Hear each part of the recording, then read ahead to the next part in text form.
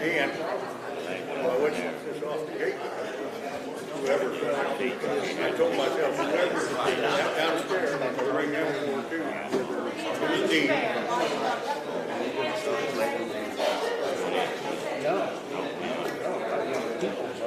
Somebody might call me up if I voted with it.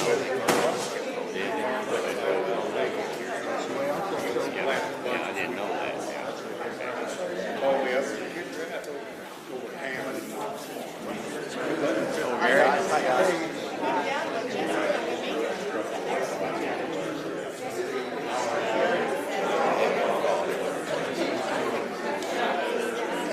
We got a jury session here.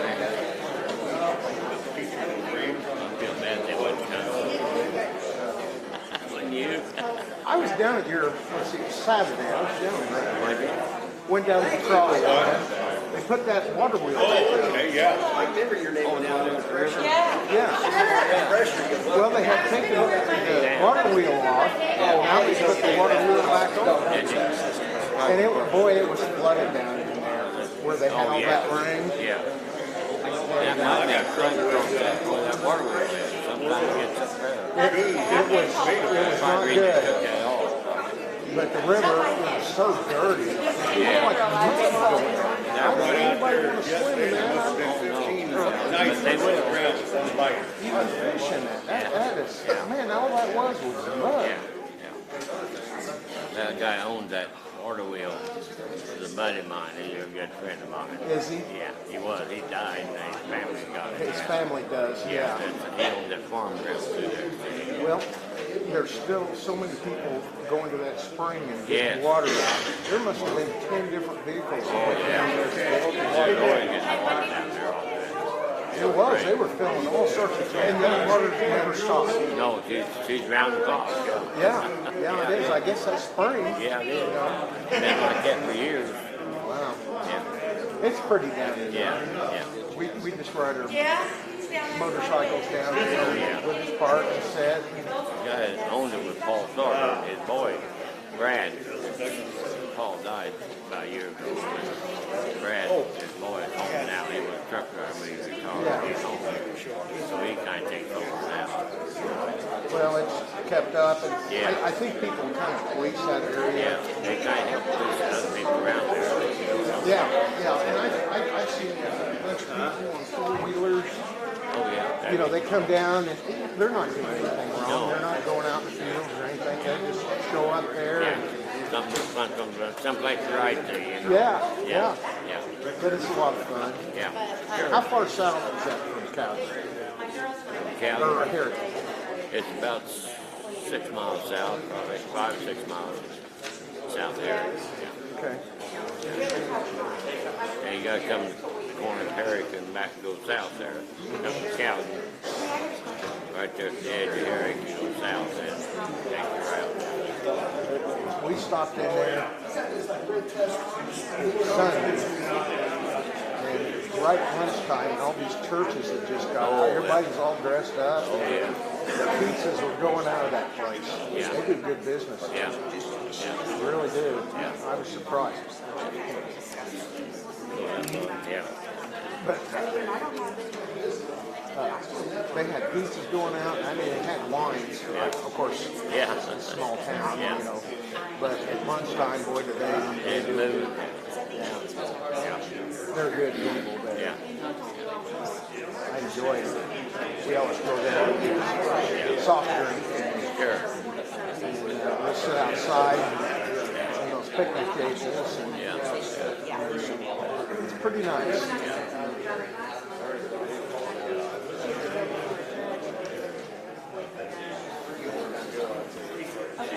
I just didn't know if I was.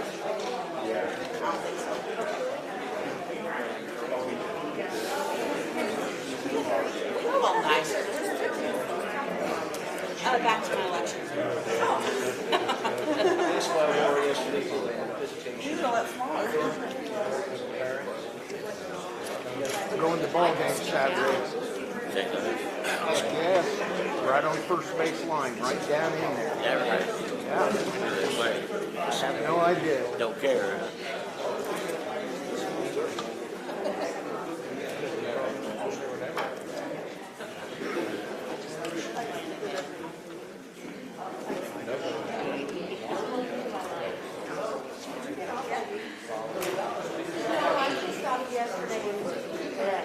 No, Tuesday. Then I went Friday. Saw you in the yard today. Oh, I'm looking, Ryan's buying a house. So I told her I'd give her my bonus money. Well, I told her I'd do it 1 month.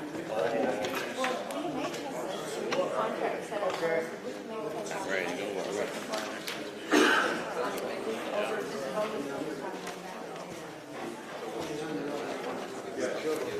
Oh, I could not.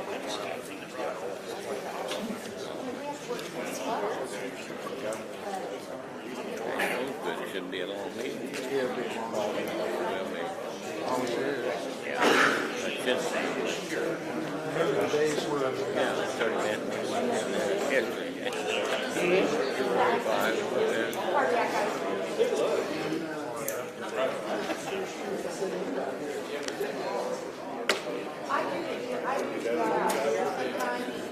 They'll call me if they, somebody calls in or they don't come through, I'll go out there. we're done selling corn for wine. All right. Come on. She's the, He always quit early. overall, the nurse. I sell a lot. I don't know how much they sell. They sell a lot. Here I was president, we sold 13,000. She's administrative. They got almost 10 this year. That goes for a lot of things. Yeah, I know. Yeah, oh yeah. You can spend it faster you get it. If you give it away, boy, that's what. Well, we're trying to put a sidewalk over there to talk with. Oh yeah. And we're just buying concrete. It's pretty hefty price. We used to have lines up down Harris there all the time. I'll tell you what, Church and Strawberry, they're a big order. Yeah. Those bigger than us. Are they really? Yeah. I mean, those guys, They stick together over there. yeah, they sure do. They're good people. Yeah. Oh yeah. I have 7 o'clock. We'll call this meeting to order. We'll start first with the prayer given by Rod Height tonight.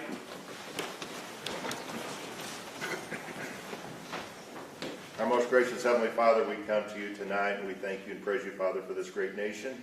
Father, we thank you for our leaders and we lift them up all across this globe and all of our military, Father, all of our healthcare workers, police, fire. Father, we just ask tonight that you help us, give us wisdom and knowledge, Father, to deal wisely in the affairs of this county. And Father, we just thank you and praise you in the precious name of Jesus. Amen. Amen. I pledge allegiance to the flag of the United States of America and to the republic for which it stands, one nation, under God, indivisible, with liberty and justice for all. Roll call. Kenny Barr. Here. Barbara Bennett. Here. Mark Bennett. Here. Teresa Bain. Here. Brian Kaufman. Here. Cassie Cox. Dennis Durnovich. Here. Jesse Durbin. Julie Edwards. Here. Gary Gergany. Here. Rod Height. Here. Matt Kessler. Larry Lenz. Sharon Ongman. Here. Robert Orman. Here. Gary Patterson. Here. Gary Piercy. Here. Robert Simpson. Here. Jeff Slifer. Here. David Switz. Here. Don Tate. Here. Lynn Williams. Here. We have a quorum. I think 3's missing,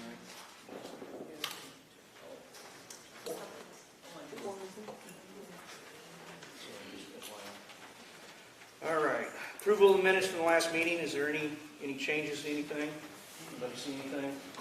Gary? I just got a comment for this evening. For you that may not be aware of it, Rod Height lost his dad this week, and we lost Bob Jordan, our former board member, this week. And I want to have thoughts and prayers for both of those families. Thank you. Thank you. Do I have a motion to approve the minutes from the last meeting? Bob, do I have a second? Sharon? Any discussion? All those in favor say aye. Aye. Opposed? Motion passes. I'll open it up for public body comment now. Please state your name before you start speaking after I recognize you. 5-minute time limit. I'll open it up now.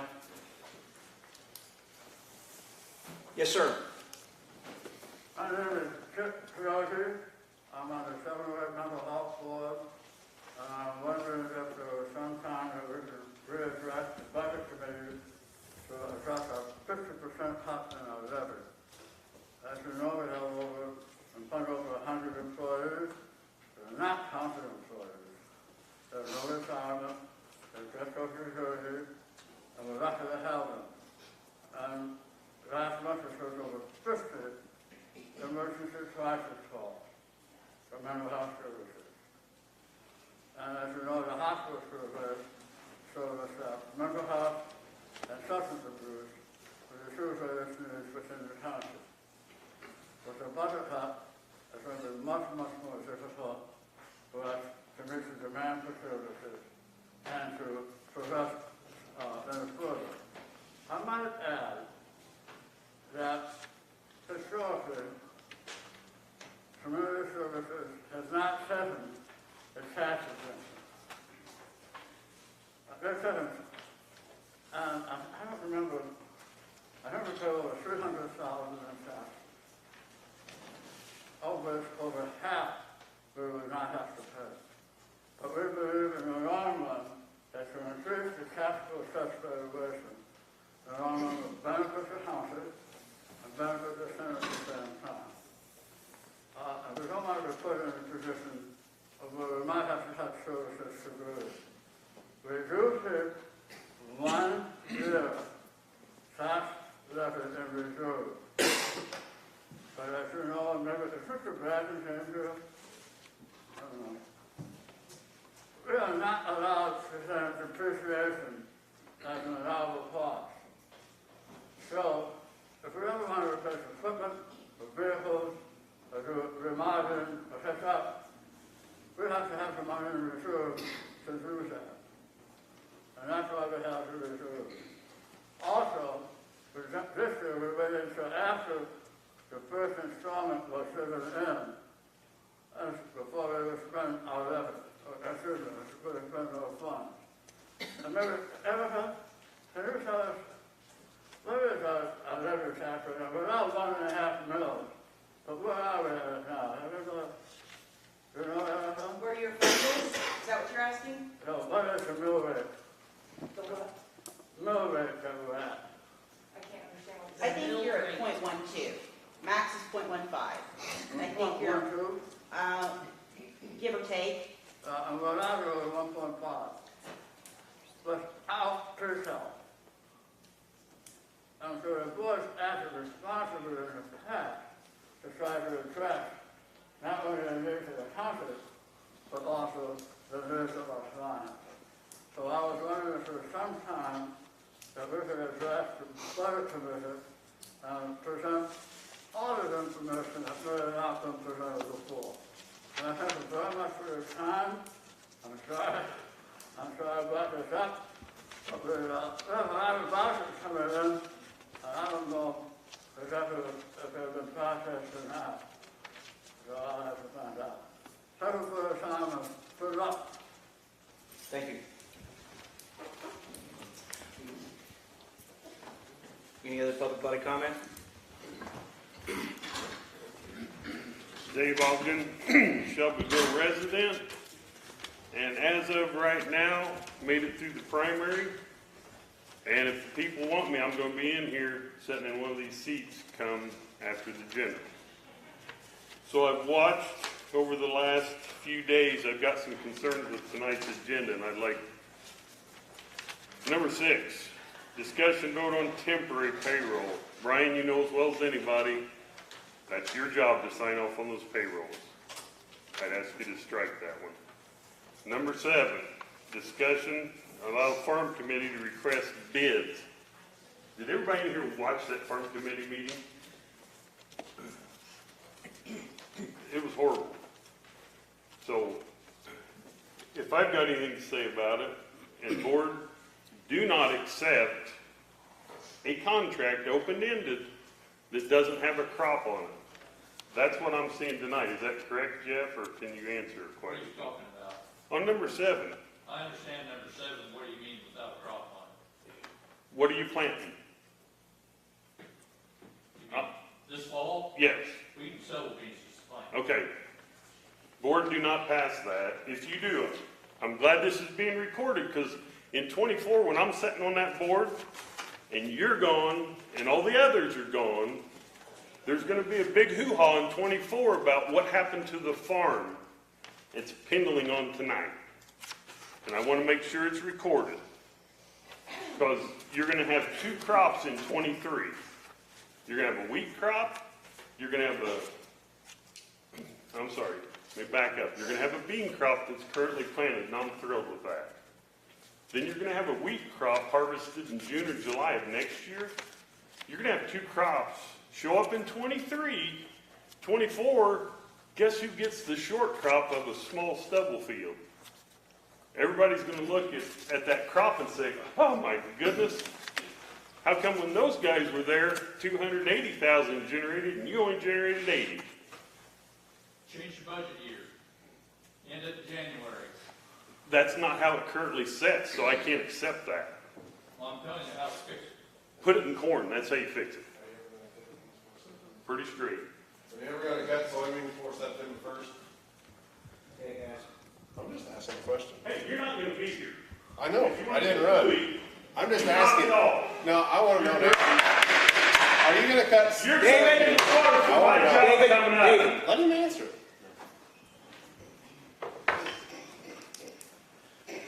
Okay, we're going to move on. 'Cause I don't know if you have an agenda or if you even have that figured out. But corn is the product you need in that field. It'll stay within the calendar year. It's the right rotation. You won't pick corn before September 1st either. I understand. No, you don't. You're going to have beans in 23. You're going to have corn in 24. It's not hard to figure out. I'm sorry you can't. Then we move to number 9, David. You know, the ambulance committee, that's not a county issue. That's a city issue. We have enough of our own issues. We don't need to dabble in the ambulance. So I ask that you pull that even though you're upset with me. I'm not upset. Okay, and I appreciate that, but I'm just saying, pull it. It's nothing we need to be talking about. 11, Gary, sitting next door, like he's a good friend, someone who put you up to this, the county finance manager. If I get on that board, if you get that pushed through, when you got, the rest of you guys are gone, I can guarantee you my Christmas present to that finance manager is gonna be a pink slip. They're gone in 60 days.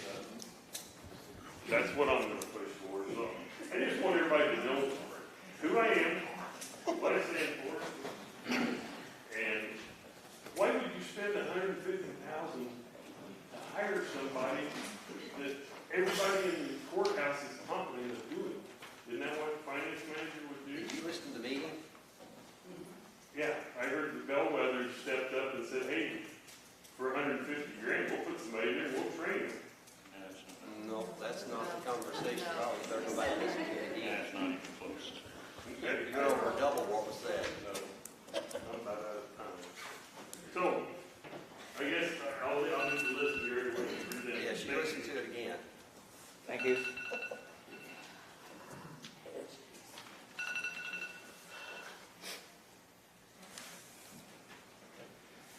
Any other public body comment? Yes. Made it through the primary running to hopefully take one of those seats and start getting some things right in this county. To piggyback off of his comment on number 7, a finance manager, the first thing I'd really like to hear tonight is if it's even legal. Is there statutory authority to hire a finance manager? I did listen to the meeting, and the number I heard thrown around is a potential $70,000 salary. A few meetings ago, this board was fighting to give the 4 elected officials, city clerk, county clerk, assessor, and treasurer, a $5,000 raise plus a 2% increase annually because the money wasn't there. And now we have $70,000 to pay somebody that Bellwether said would take 18 months to train. And even though we said in the meeting it wasn't a sales pitch, but they could be the one to train. So we're paying them. We're going to pay them to train somebody for 18 months. What happens if that person goes and gets another job because they're trained? Then you're going to bring somebody else in at $70,000? $70,000 is a large salary. Do you have a job description? Because all I heard listening to the meeting last week was that the person could help with FOIAs and GAD.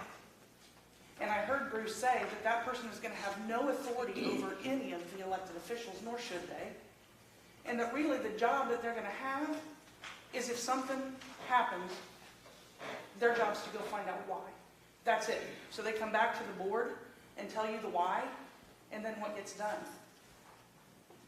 Bruce mentioned in that meeting, 29 issues, unmanaged, his term, not mine, unmanaged issues before this board right now, currently. And I think he made the comment that they come up meeting after meeting after meeting, and today they're still unmanaged. Have you thought about, where's that person going to office? What about the cost of computer, everything else that it takes to run? Where are they going to sit? What's the job description? What are they going to do that warrants a $70,000 salary more than your elected officials here? And I can promise you this, if you all pass it, watch the power play. Watch the power play to see who gets their friend, their cousin, their aunt, their sister, their whatever. Oh, brother, I won't be sister. Brother in that position. We don't need it. The board has a job. It's time to do the job. The elected officials are doing theirs. Let them do it. So the farm item and putting it out for bid, have the bid specs been written? Does the board get to review the bid specs? Are they done? Are they complete? Or are you just going to vote for bid specs and then a small group of you get to go right in the way you want? Are the bid specs written? Do you know what you're putting out to bid? Your silence is deafening. To number 9, in a vote on a standard of care requirement for ambulance services, I think Dave said it perfectly. There's enough unmanaged problematic issues in front of this board right now. You don't need to add one more to it. It's not necessary. Let the city take care of it.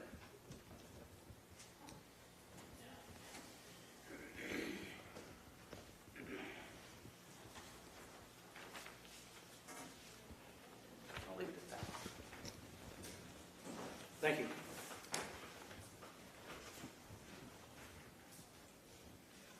Any other public body comment? Amy Nestor, Shelbyville, the county finance, but like I've got questions like this is crazy. I mean, do you guys have like back to the job description? Who's got a hiring committee? Do they get a pension? You know, where do they fall into all this stuff? I mean, like, I feel like it's hard to vote on that without knowing what's the benefit package look like. You know, who do they report to? All those things. I just feel like that's probably not all set in stone yet, and I probably wouldn't vote on that until at least I know the package, the job description. As a hiring manager myself, right, these are the things that I have to present to my boss. You know, who does the person report to? What can they actually solve? You know, what's their, you know, their duties? Like those, I don't know if those have been set, or is there a copy of that for anybody to see? So that's all I have questions on. Thanks.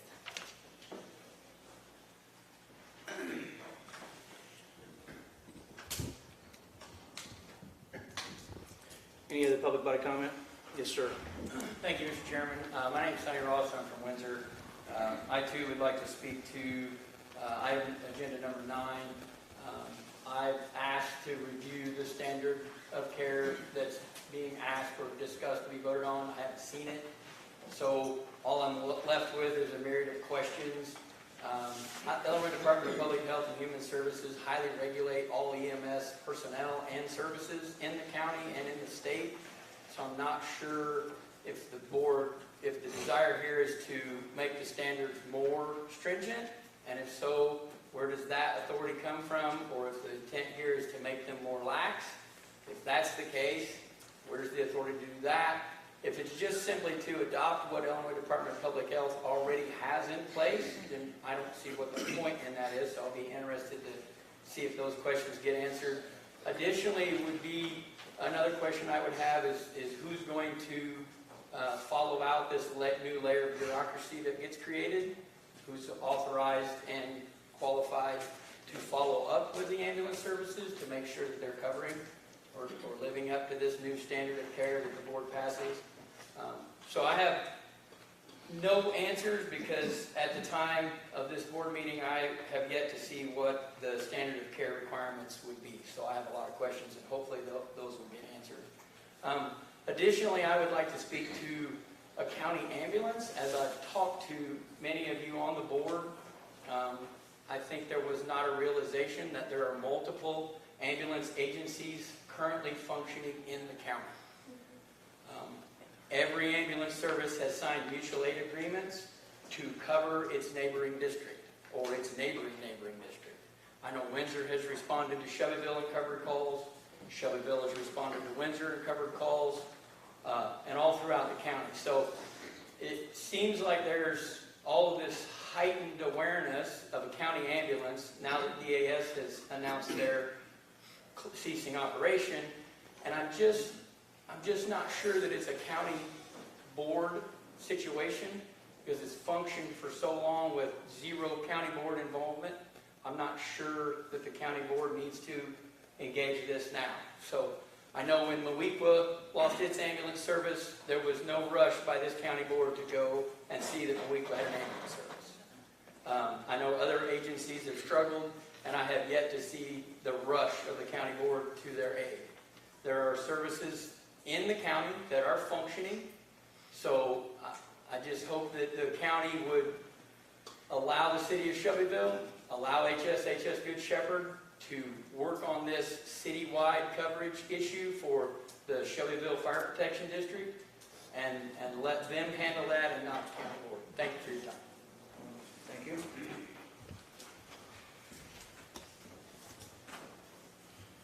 Any other public body comment?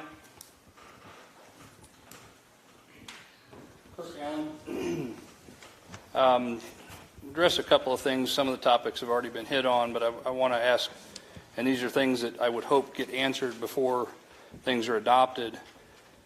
Let's not forget one of Bellwether's comments, I believe it was Bruce that mentioned it, regarding the counties facing of insolvency in the very short term. I believe it was 24, maybe 25, I don't recall the year. But the discussion was, we're facing insolvency, or your county is facing insolvency. Has anybody identified the additional cost to taxpayers for hiring a quote-unquote finance manager, such as health insurance, long-term cost of an IMRF pension? Those things all go into that factor. Office space, computers, all the extra peripheral. The one question was raised, do you have the power to do it? Where does it give you the power to hire employees? You can hire an auditor, and that's spelled out. It's crystal clear. It gives you the power to hire those people. It gives you the power to hire an EMA director. Where does it give you the power to hire a finance manager? I know it's a term that was picked, and there were several term options given, but I'm not seeing that anywhere, and I would hope, I understand from the budget meeting, the committee meeting, the extra revenue projected from the farm was part of the justification for assistance both with the state's attorney's office and with the finance manager. Those are projected. They're not reality yet. I would hope that we wait until we realize that projected revenue before we act and commit something that may or may not be there. In regards to the farm committee, I myself own farm ground. no longer farm it ourselves, but a lot of discussion since that farm committee in regards to crop rotation. And one thing that popped up in these discussions with many farmers, if you go with your bean wheat crop rotation path, have you limited the pool of potential bidders? How many farmers were cut out of that bid process because they're not able to do the wheat side of it? You may have really narrowed your pool. That may or may not have been by design, I don't know. But by keeping it in corn, you're going to expand that opportunity. The other item, as far as hiring outside legal counsel, as you county board knows, you can't do that, but you can request legal counsel be appointed by the state's attorney. There's no need to hire. There's a process where the courts can appoint. It won't cost a penny. And even if you could hire, is it in the budget? Those are things that all have to be looked at. I think that's all I got. Thank you. Thank you.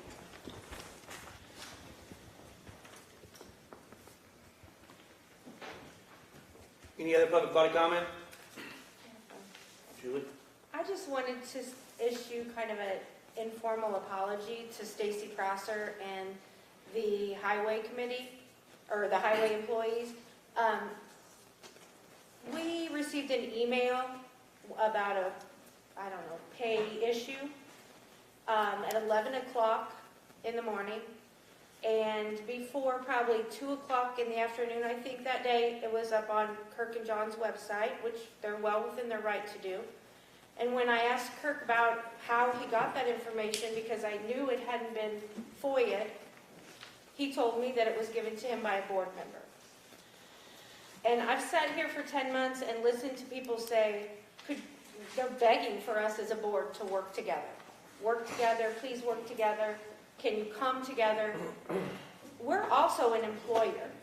And I worked for the private sector, but if my employer had an issue with me and went to the media before they ever sat down and talked to me, I would tell them to pound salt. I mean, to me, that's not an appropriate way to solve a problem. And so to the board member that did call Kirk or send him the email, or John, whoever, did you try to reach out to Stacy or anybody out of the highway department to ask what was going on? Because I did, and within, half hour, maybe hour, I got an email back. I sat down with Stacy. I found out what happened. We kind of resolved it in a matter of, we know things can't continue the way they did. But, if we want quality employees in our county and we want to retain quality employees, that's not the way to do it. That's not the way to do it. We have to communicate with our employees. And I don't know if anybody's watching or listening or whatever, but if there's an employee for Shelby County that has an issue, I'm letting you know right now, for as long as I sit on this board, you can come to me and I will work to resolve it for you. And I will not try to make the problem bigger.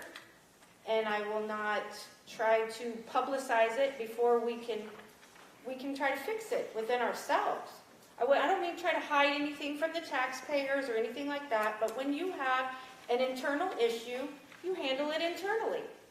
And when it can't get resolved internally, then you go bigger, maybe. I don't know. But I don't know, it seemed to me like we were set up to fail before we even had a chance to fix it. So again, guys, I apologize that you guys were put through that unnecessarily. Good comment.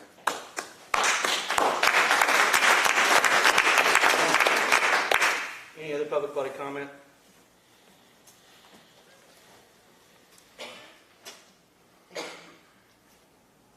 Any other public body comment? Any other public body comment? Seeing none, we'll move on to number 5, County Highway. Looking for a vote on engineering service agreement with Hampton, Lizini, and Renwick for engineering services for repair of the Finley Bridge, 2 miles east of Finley over Lake Shelbyville. Estimated cost is $45,000. For those of you that remember, we had an inspection where they looked underneath the bridge. They found a couple issues that need to be repaired. This is the start process, trying to figure out what a repair needs to be. So, take a motion. Bob. Is there a second? Any discussion?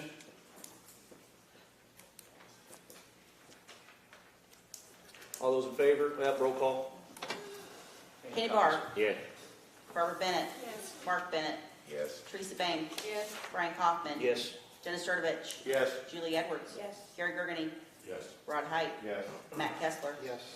Sharon Ogman, Yes. Bobby Mormon, Yes. Gary Patterson, Yes. Derek Piercy, Yes. Robert Simpson, Yes. Jeff Slifer, Yes. David Switz, Yep. Don Tate, Yes. Lynn Williams. Yes. Motion passes unanimously. All right.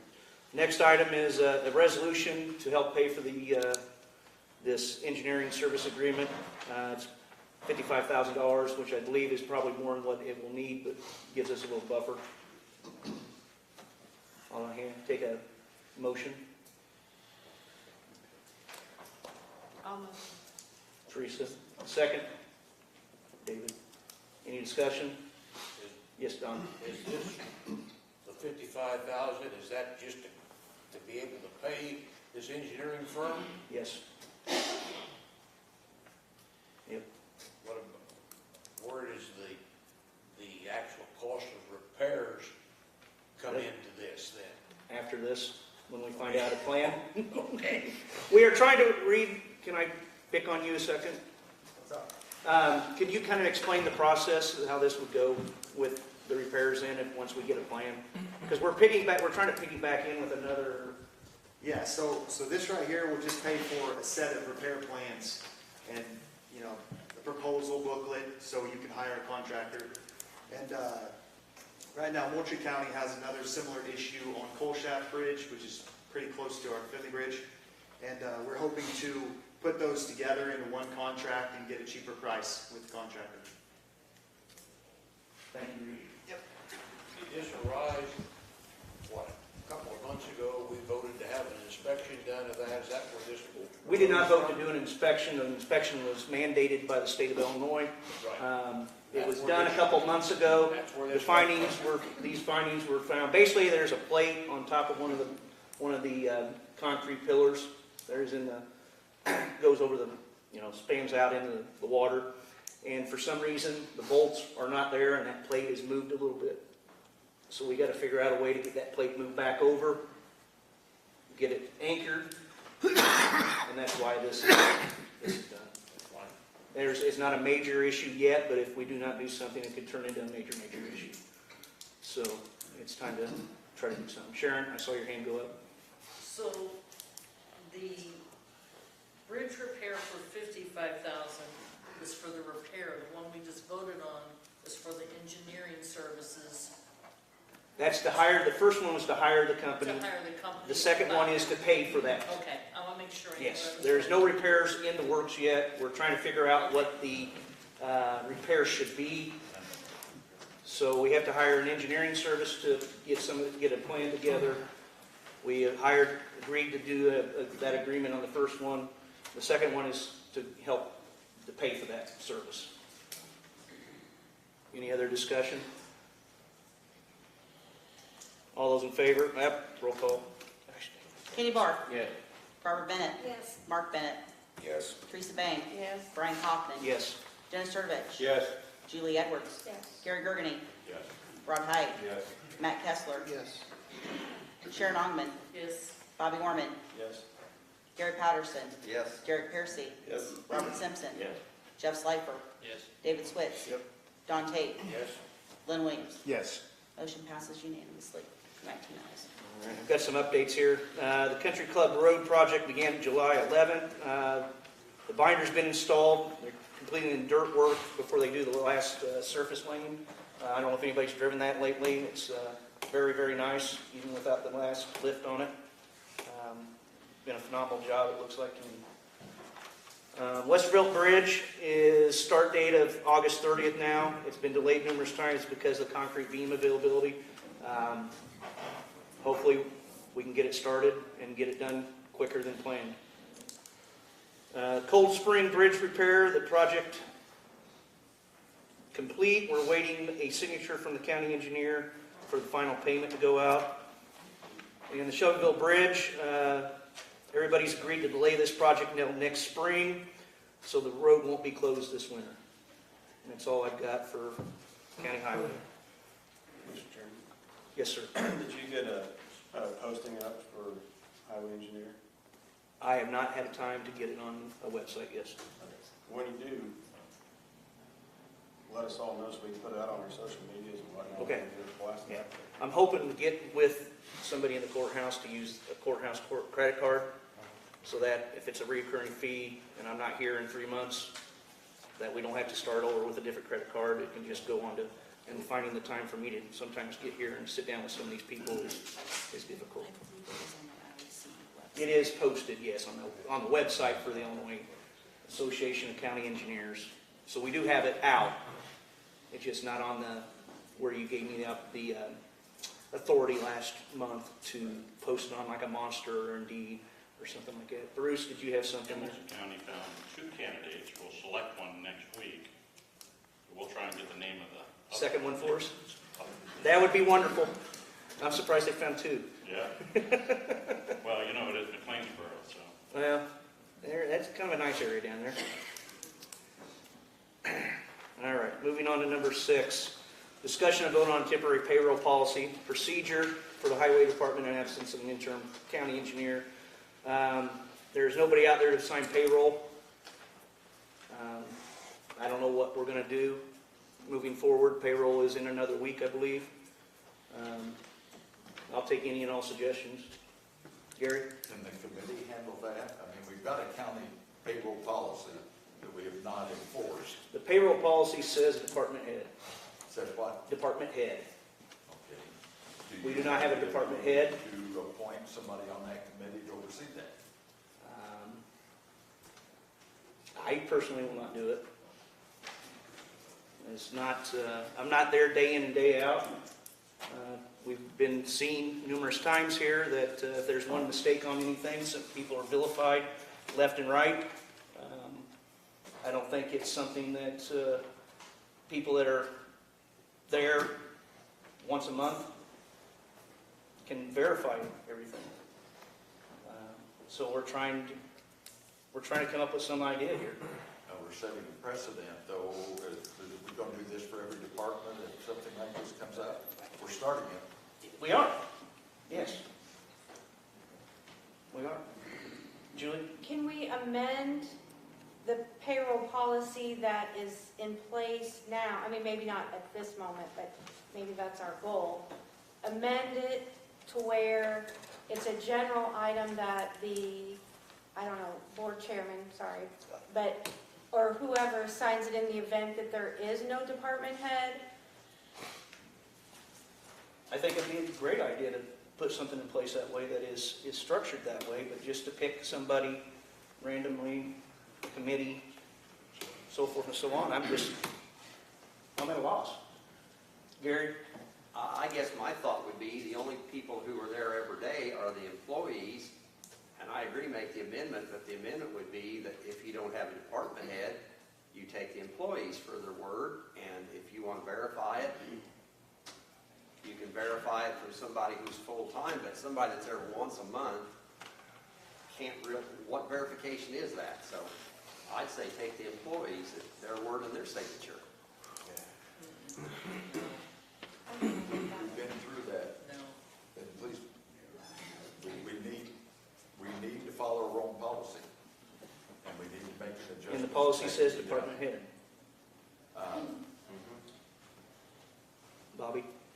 Well, I think right at the moment we're caught in catch-22 because the agenda item is specific to the highway department.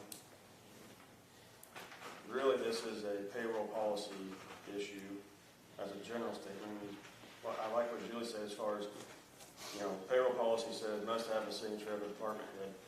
And then basically making an addition or addendum to that part of the policy that says in the absence of, board chair or committee chair, or even road and bridge committee chair is in charge of that. And maybe then that person would,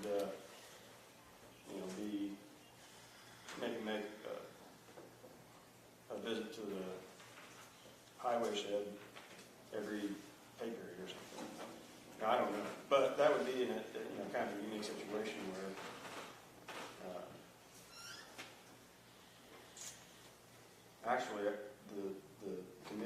would not work. It'd about have to be the board chair. Because whenever the checks go out, they're from the county, and we are the county, so we are ultimately responsible. So, I think that an addendum or addition to that policy ought to be hinging upon the board's leadership, the head of the board, so that would be the chairman. And if it was written like that, would you have the issue then? If it was written. If it's written correctly that way and gives the board chairman, then that power has been given to the board chair by the county board. I would sign paperwork then. But it has to be changed the right way, correct way. But I'll go back and reemphasize that the agenda item as written is almost, we can't really do anything with it because it's specific, and really it's a payroll policy, a county payroll policy, not just the highway department. So anyway. There's another issue on that is you're going to have to make some decision because you've got the union there. And the union's going to file a grievance and an unfair labor practice. So actually that would be costing us money. That language, I'm a little nervous about it for you signing it because it says engineer. I would love for you to be able to do that, but It says department head. it said department head. So Brian, That's why it's on here. I'm trying to figure out a solution to an issue that could be a major issue. And Erica? I'd just like to add, an hour after that email went out, we got our draft findings for the fiscal year 21 audit, which this is addressed, and the auditors have went in their testing. Sometimes sheets that didn't have employee signatures, sometimes sheets that didn't have department head signatures, and the finding is that, these legal documents need an employee signature and a verification. Whether it's department head / board chairman, I don't know, but it is our auditors have said that. It's just a simple internal control, trust but verify. And I've never worked anywhere in the private sector that my timesheet wasn't signed by a supervisor, or when I was the manager, that I didn't have to sign off verifying that my employees were where they were. This is such a common practice, but it is also a finding, as we will find in the audit. And so not having a verifying signature, I don't think is a solution at all. Sharon? When department heads go on vacation, who is signing their department payroll slips then? What's the policy for that? I cannot answer that. There's got I guess is that the chief deputy or second in command, like maybe an undersheriff, or somebody is just stamping most of our timesheets probably are just stamped with a department head signature. That's my guess. So who's watching now? Bruce, do you have a suggestion? So just in general, in the absence of a department head, elected or non-elected, the duties become the responsibility of the county board. I don't believe that the statute specifically states the chairman of the county board, but in general, it's the county board is responsible. So I would think that in an interim, a designee from the county board would fit. And I'm going from memory, but I believe it says in the absence of the elected official or office holder that the county board is responsible. Thank you. Julie? I mentioned to you at the committee meeting the other day that if it's a matter of, now I'm not taking on the whole highway department, I'm not trying to be an acting engineer or anything like that, but if it's a matter of someone coming and verifying with the employees, the timesheet, someone within the county. I live in town, it's not a problem for me every once in a while to run out there. I can check on the phone with people out there. I'm not opposed to doing it if it helps them get paid. Yeah, you did say that the other day in the committee meeting, and I appreciated you saying it at that time. And I said that was something we could possibly. if that's something that We can already tried that with fly. the county board member, and it's illegal. Nah, we're two different situations. there, It's Bob. not appointing me as an acting. It's just having her take a look at the payroll and sign off on the payroll. and that would Someone be within the it. county signing. That's it.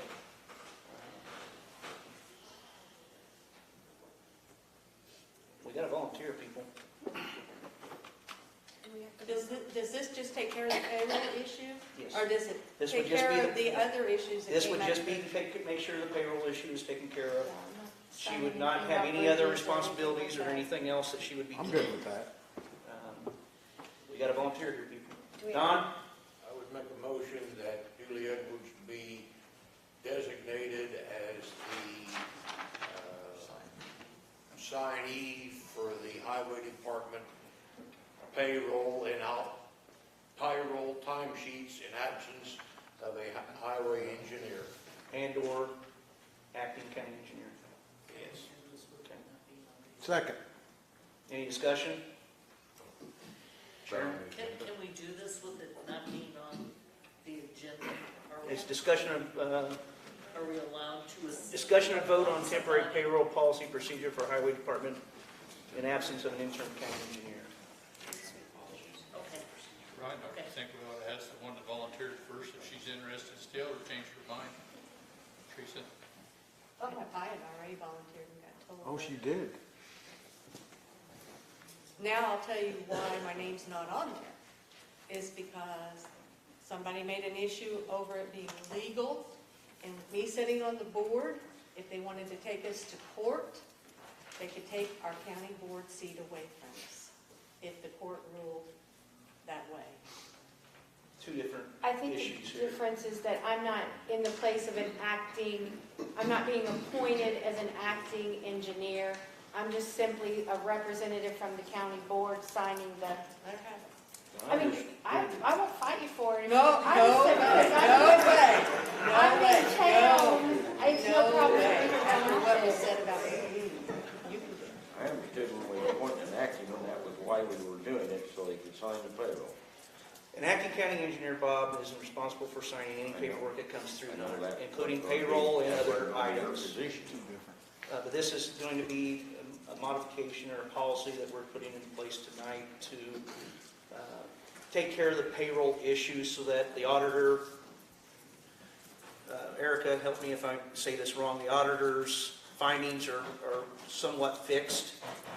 They said that this would help take care of that issue, correct? Yes.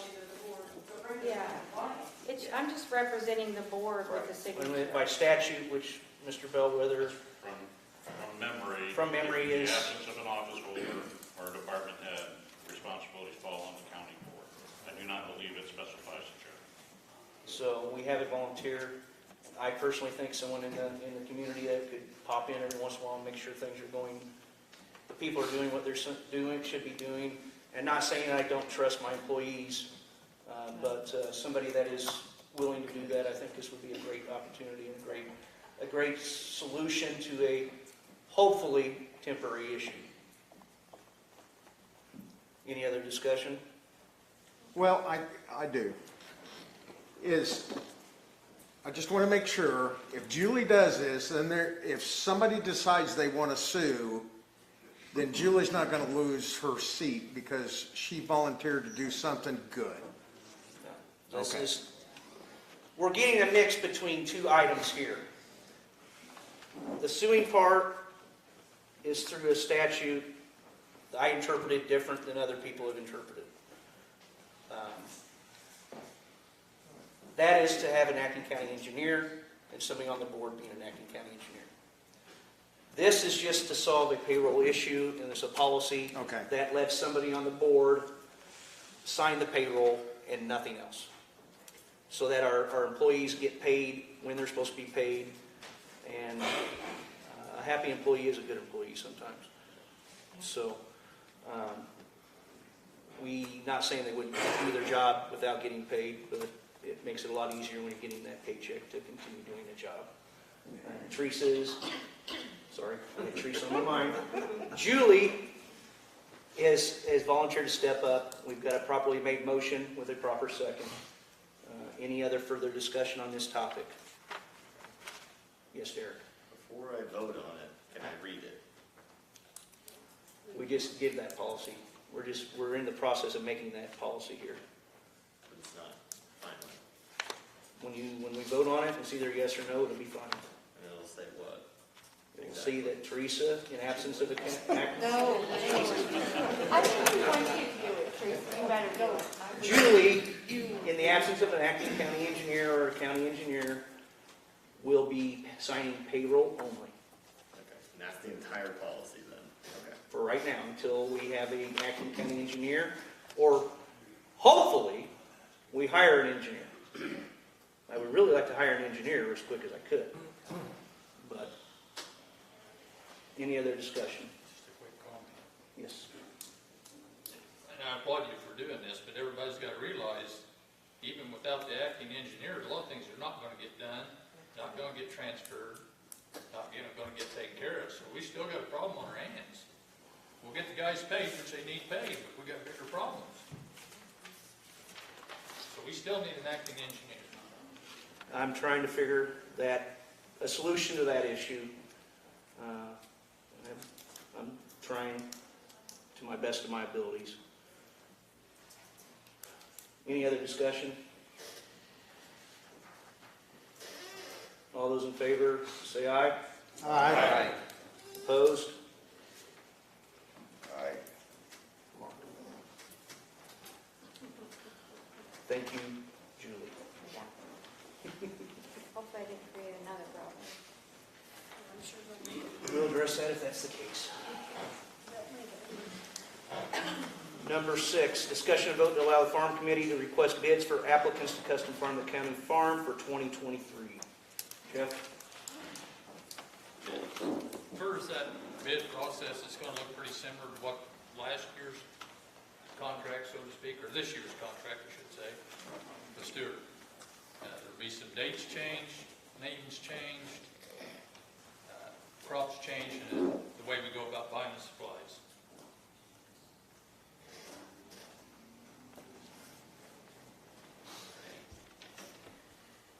Questions? Is there a motion?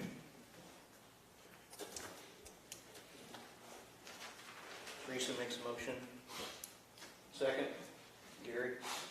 Any discussion? Bobby?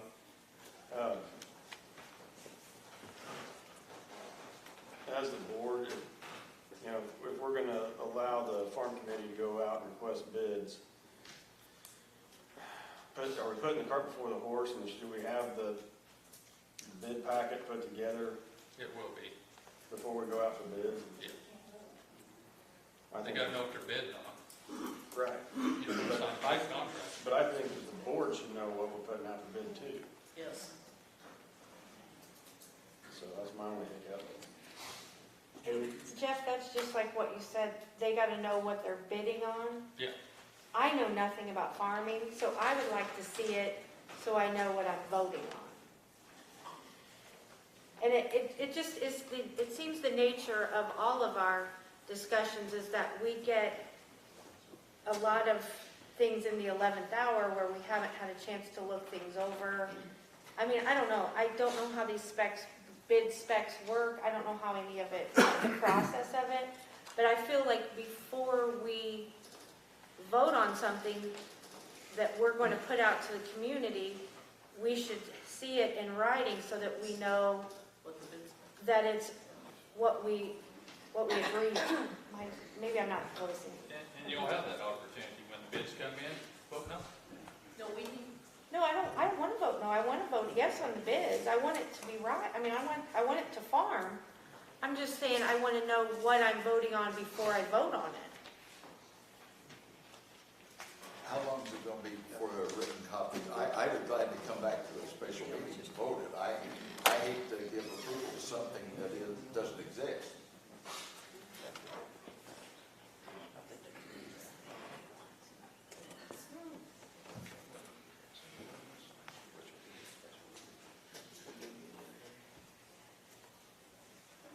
Lynn? I've got something to say. Is Jeff Seifert and Gary Patterson and Dave Switz, Mark Bennett, I mean, these are serious farmers. That's what they do for a living. And I have all the respect for them on this board, that they are doing in the best interest, even though this is not written out right now. I can't believe that there would be something to mess this up. I just can't believe it. These guys have put so many hours in this to make sure that, you know, we've got a crop in the ground and everything. I can't believe they're going to mess this up. You know, and you can always vote no on it. But I asked this to be called. I want this to be called, and I want this to pass tonight. And that's what I ask of the board here. If you don't like it, then don't vote for it. Sharon? Why would you sign a contract, or why would you send bid specs out if all of us don't know what's on the bid specs? Somebody said earlier, and I don't know anything about farming, but it was already decided, I think for next year, that they're gonna do wheat and beans. Wouldn't the person bidding to farm it decide what they wanna farm? I don't know enough, but it's like, That's why I have to put my expertise in these guys. Because these guys, that's their life. it is their life, and because of that, they should write good bid specs. But I think we all should have the opportunity to see what we're voting for, so we don't get in problems with the farm as we have in the past, so that we do it the correct way. And is one more month going to make a difference? let 'em out there. Because One more month will certainly make a difference. But we You should want have crop bid insurance specs on your tonight. feet, you better have her in Bid specs. place. bid specs should have been done when the farm committee met, so that we have them for tonight. Teresa, she had her hand up for you, Gary. Lynn, would you buy a new house and sign a contract without knowing what the product is? This is the kind of money we're looking at. Would you sign a contract to buy a new house for me and not know what the price is? That's what you're asking us to do. You're also, you don't know what the product is going to be when it comes out of the field, how much We it don't know is. anything. Right. And we just got through with a forensic audit on trusting and saying everything's okay. Yeah. And personally, that adds to the reason I'm not anxious to sign a contract and have no idea what the contract says. I don't do business that way. Never have, never will. The first thing I will say is there's nothing on this saying there's a contract going to be signed. Nothing was said about that. It was said a bid can go out. Teresa? I'm gonna let David take care of it. David? So, I guess we could, try to get this maybe pushed to the special meeting on August 30th and give these people a chance to read it. And also to clarify what the farm committee's doing. We're doing custom farm, which is, we are the farmers now. We're doing everything but doing the farming work, so buying the inputs, we're doing it all but the only thing they're bidding is what they think the cost is to run their machinery. That's what they're bidding, just so you know what you're reading when you're reading. And we're picking the crop, we're picking the inputs, that's when I say we, the county board. And the only thing they're bidding is what they think it's gonna cost to farm that farm for the year. That's what the bid is. Okay. But maybe we could table this till our special meeting. I think it's Well, we're always. going to try to have a special meeting at a certain time, yes. Mark? Thank you, Mr. Chairman. I would like to speak to everybody because I believe you're getting a little bit misinformation. I have nothing against farm committee. Yes, we agreed to try to get a bid out, and we have a date set. We also hope that the policy or the agreement for how we were going to do it would be done for us to have to provide to everybody tonight. We do not have to do corn, we do not have to go to wheat and then soybeans as a double crop next summer. It's what was chose, but it's not the only option. So as you guys have asked, we want to see the policy. We're not going to lose any money if we wait till Nicole has time, and Nicole can speak, but I don't think she had time to put the information together so everybody would see it. So vote how you want, whether you want to do it this way or wait till you get the policies. Did you have a motion, David? Yeah, I move to table it until our special meeting, which I I'll second that. believe is We gotta set it up. We'll have a meeting to do the budget sometime here. Just let them look at it. So we got a motion by David. Any idea when that is, Brian? We'll be working on that in the near term. So it'll be within the month. It'll be in August. It'll be in August, but we just gotta get logistics, because we gotta make sure that everything goes right with some other things. I second that. We got a second, any discussion? Let them look on at it, Gary. I mean, yes. Is there any discussion on the tabling? All those in favor of tabling the motion, say aye. Aye. Opposed? Motion tabled. It's tabled by David.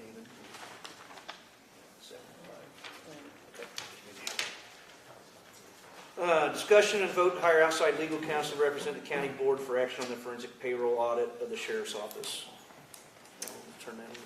I was not here last month, but I did email the board that based on my conversations with John Vanderberg at the point we're at, and I don't know if this was specifically discussed last month with him, he doesn't have information as to exactly which employees are underpaid and which are overpaid. That was going to require an additional audit, and it was going to be somewhat expensive, was my understanding based on my conversation with him. At this point, I think the best interest of the county would be served if the county board would consult with legal counsel that is an expert in labor relations, who has familiarity with the Department of Labor, who has dealt with that department before, because we're potentially going to be committing a substantial amount of additional money. If the board would like to go that route within my budget request, which I know hasn't been approved, we haven't reached that item yet on the agenda tonight, but I did have within my request under contractual services a $15,000 request for the year. I don't believe hiring someone to explain to the board what the next option, what the next choice should be with regard to the options would be anywhere near that amount of money. I can't imagine that it would, and I could even limit the amount that we are agreeing to pay for this opinion, but labor law is specialized. We took it on when I got elected to save the county more money, and it's very complex and very time consuming, and this is potentially a lot of money at stake for the county. And my opinion is the county's best interest would be served by a private attorney who specializes in labor relations.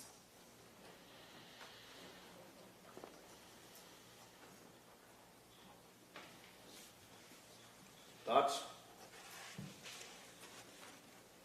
Julie? Just to clarify, can we hire outside legal counsel, or does it have to be appointed? I would have to appoint, if it's in the best interest of the county for a private attorney to be appointed, I can make that appointment. I do have the money within my budget.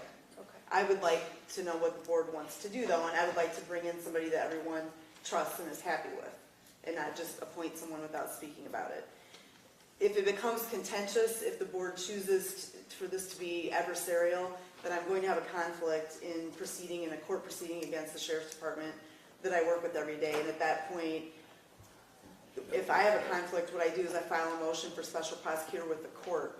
And by statute, the judge has to contact the attorney general, the Illinois appellate prosecutor, other state's attorneys within the county to try to get an attorney that doesn't cost anything. And if no one will accept that, which I find would be the case because labor relations are very specialized, then the judge would find an attorney that the judge chooses to handle the case, and that would cost the county money. Gary? Is there anything through the Department of Labor that they would come in and do? That's where I've spoken to some private attorneys about this that specialize in labor relations. Department of Labor, the way they operate, they could come in and inspect the county, they could fine the county. It's very complex, and I've never dealt with the Department of Labor before. That's not the area of law that I practice. In fact, most private attorneys don't even deal with it. It's a very specialized area of law. And this will involve the Department of Labor potentially. But if it's not that bad, we would have nothing to fear. Right. That's why I think you need somebody that specializes in it to explain how bad it is. What are the potential risks? Where do we really stand? And my conversations with John Vanderberg, I did not read in the minutes that this was discussed, but I emailed the board. What he informed me of was that there would be an additional audit necessary to determine who specifically has been underpaid and who specifically has been overpaid. Like, if there's an argument that we need to go sue people that were overpaid, we don't know who they are at this point, was my understanding of what Mr. Vanderberg said. Don? No, we had talked about trying to get the rest of that audit finished by John, because he only had 3 of the 6 years. If we put 3 more years on that, how bad is the problem? That one thing the board needs to know. I think that's a different situation than what we're talking about here. Well, we did not get the audit we went after. But this is not alluding to that situation. This is hire outside counsel. Don?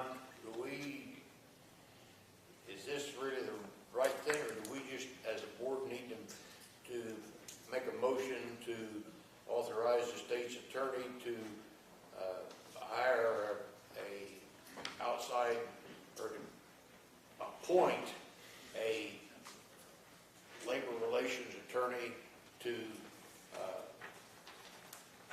represent the county in handling this forensic audit situation, rather than hire? Right, I would You have to appoint it. I would have to appoint the attorney. Shouldn't we say that the state's attorney is going to appoint? Right, I guess the vote would be what is everyone's feeling on if an attorney who specializes in labor relations should be appointed. If you say yes, in my budget that I've asked for passes, I have money to pay for that. And what I would plan to do is to bring back attorneys who are interested back to the board and include the board in a decision of who it should be, rather than me just going out and picking someone and maybe the board doesn't like that person or doesn't trust that person or isn't happy with them. I'm trying to include the board in the process of it, and I do believe it is in the best interest of the county based upon the technical nature of labor relations, which I've learned since I took this position. It's very complex. Derek? Okay, hold on, we're skipping one thing. Even if we hire another person, we still don't have the plus or minus of what was owed. I was pretty specific in the question that I asked last time, is could they provide a list of plus or minus what was owed one way or the other?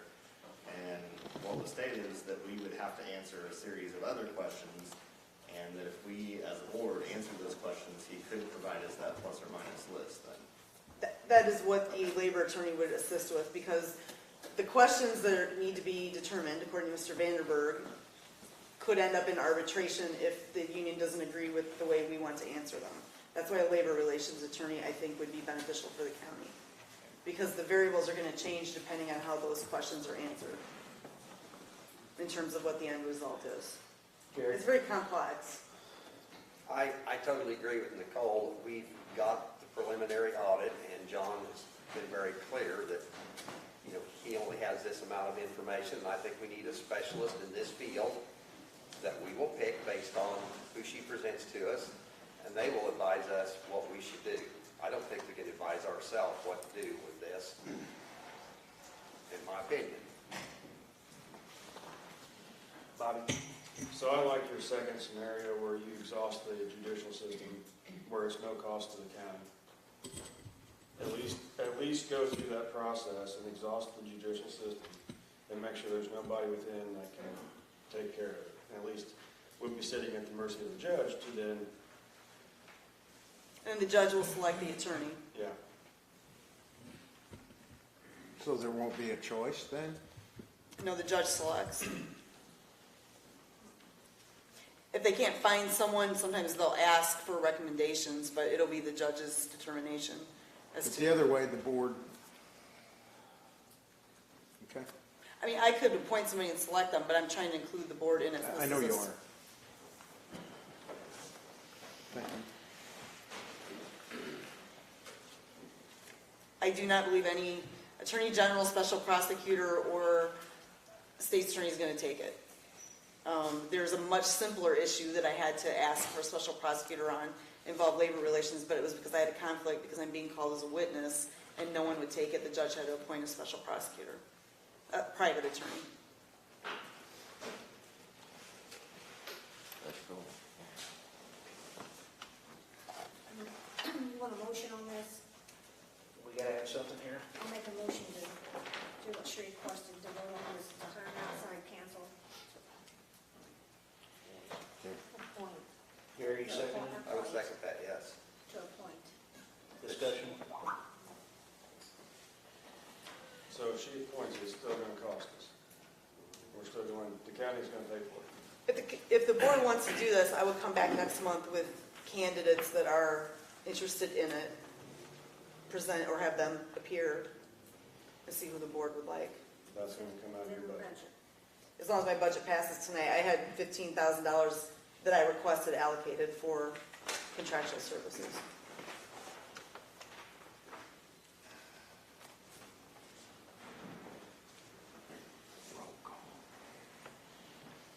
Any other discussion?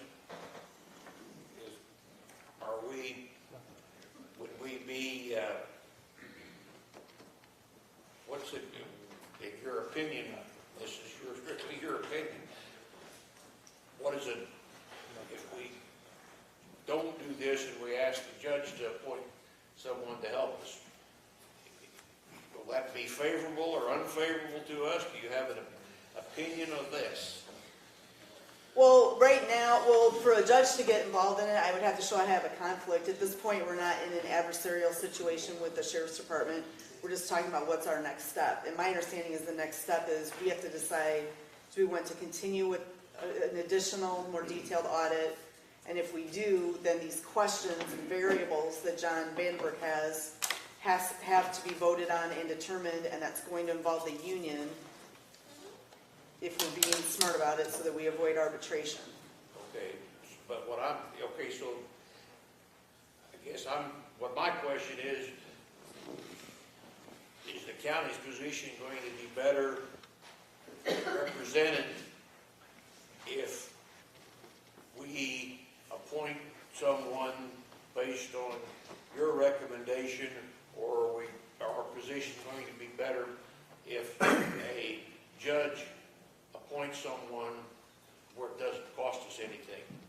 I mean, is that a fair question, I guess? I guess if you decide to recommend that I appoint, you are going to have control over who is chosen. Right. If we ask the judge to determine if there's a conflict and if the judge does it, we're still going to cost money because the Attorney General is not going to get involved in labor relations, nor is the appellate prosecutor, and I don't believe any other state's attorney is too. They don't specialize in it. Okay. So then we'll be in the same position, but then the judge picks the attorney. The county board would not be choosing the attorney.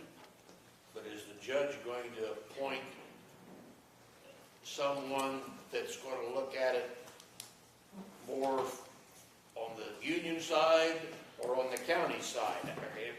Is that The judge would look for a labor relations attorney, not to be on anyone's side. And there's a chance at this point, if I file a motion and claim there's a conflict, a judge may say that's premature because we're not at the adversarial stage yet. The judge only gets involved if I have a conflict. If it's a determination of what's within the best interest of the county, then the state's attorney is the one that makes the appointment. If that makes sense. I know it's kind of complicated. Bobby? So, out of all this, where does the labor relations door get broached? I mean, we've gone through county pay, or the payroll of the department. Where does labor relations come into play? My understanding from what John Vandenberg said is this would not be ready to go to court on either side. The union doesn't know who's underpaid, we don't know who's overpaid. So we have to decide, are we gonna go on with this additional audit? And for him to even start that, there are questions that need to be answered that the union's gonna say should be answered one way, the county's gonna say should be answered the other way. And that's going to involve, that's where the labor relations step in.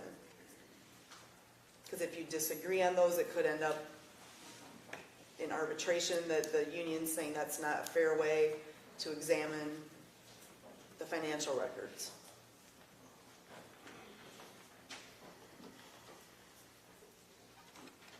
The way Mr. Vandenberg described it, it's a very tedious process. So it's a matter of interpretation is why we would have to have attorneys on both sides of this coin looking at things. Right.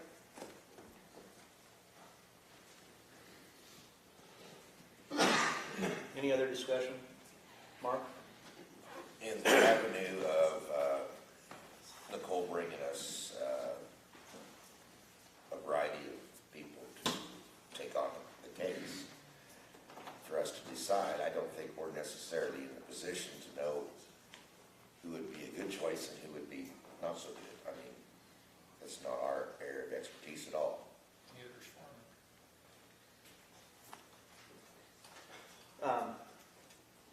That's why I think you would rely on her to bring a couple options, and I mean, she is the person that is our legal counsel. I mean, I believe you need a specialist in labor relations, not just a private attorney. A lot of the private attorneys don't even deal with labor relations. John Vandenberg brought the point out that the union has, what, 10 years to decide whether to go after that or not?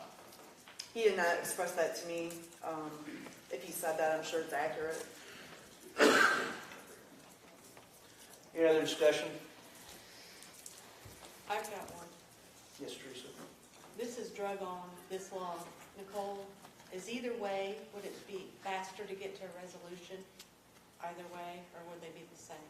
They'd be about the same. The difference is, are you choosing who's going to advise you, or is the judge choosing? It's like you're rolling the dice. And I do believe if it goes to the judge, I would first have to establish that at this point, I have a conflict. And I believe it will end up being a private attorney, because the state's attorney, this is a huge undertaking. A state attorney is not going to volunteer to take this on. The attorney general does not generally handle labor relations, nor does the appellate prosecutor. Okay, at that point, then, you say you've got $15,000 for contract labor? If it passes tonight. If it passes, do you see that covering the cost of this? At this point, it would be simply to advise as to what the next step is in terms of pursuing the audit and how to answer those questions. And we can, when a special prosecutor is appointed, we can always limit how much we're willing to pay. So at this point, we could make sure it does not exceed that.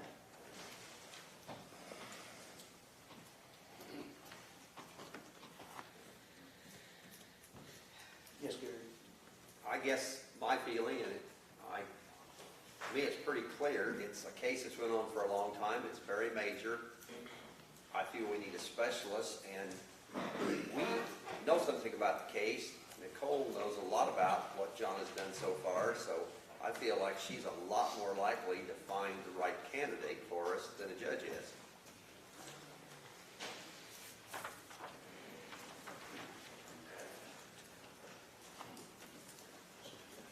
Any other discussion? Nicole, there is no grievance to know. Labor has not asked. No representative from Labor has asked. They've not taken this to the Labor Relations Board. This has not been, none of this information has been subpoenaed through the union towards the... No, I talked to the labor, or the FOP attorney, who said no one has made a claim or even talked about making a claim. Most of the deputies who are involved have left the county and are just on to their new lives. So he said if they're going to grieve, I would have likely have been hearing about it by now. If you're satisfied that corrections have been made, and payroll's been, or Erica as well, corrections have been made and we've changed our way, then why not just allow the labor to pursue this? And to grieve? That's an option, and that is something. Let them subpoena the information. Apparently there needs to be an expert in collecting information. Not really a lawyer to advise, there needs to be an expert collecting information. That is an option the board could choose. The thing I would be worried about is how would the Department of Labor look at that if we know certain employees are underpaid and we did not pursue learning who was, and that's why a labor attorney would be helpful, especially an attorney who has dealt with the Department of Labor.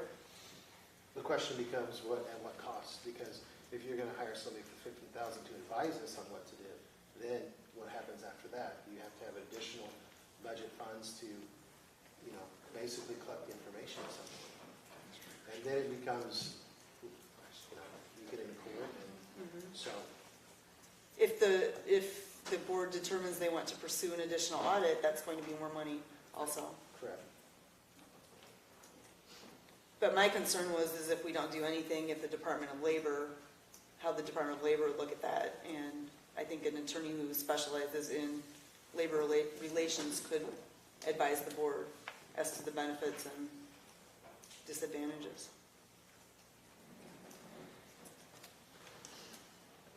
Any other discussion? So we have a motion to allow Nicole to hire outside legal counsel to represent the county in the forensic payroll audit. That was seconded. Roll call vote. I would just, for the record, please make sure it's appoint and not hire in the writing. Would you like to amend that motion then? to say If that? that's what I need to do, I'll amend it. Ask that it be amended to appoint rather than hire. So there's an amendment being made to the motion to change the word hire to appoint. Is there a second to that amendment? Teresa? Any discussion to the amendment of the main motion?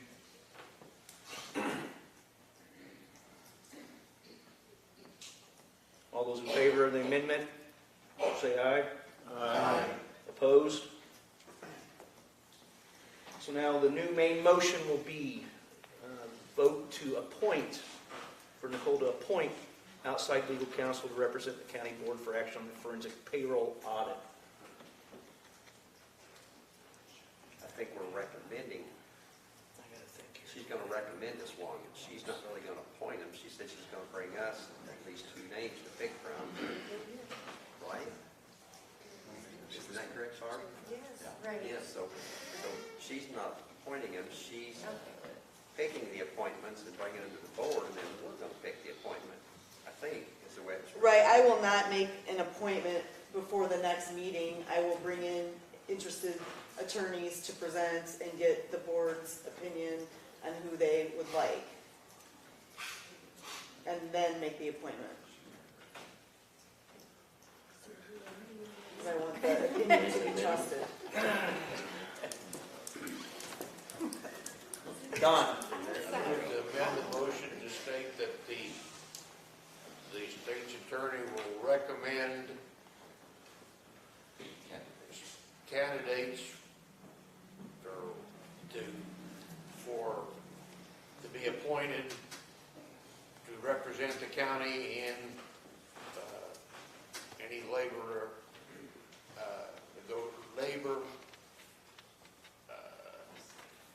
legal issues. All right. So we have a motion to amend the amended main motion to now say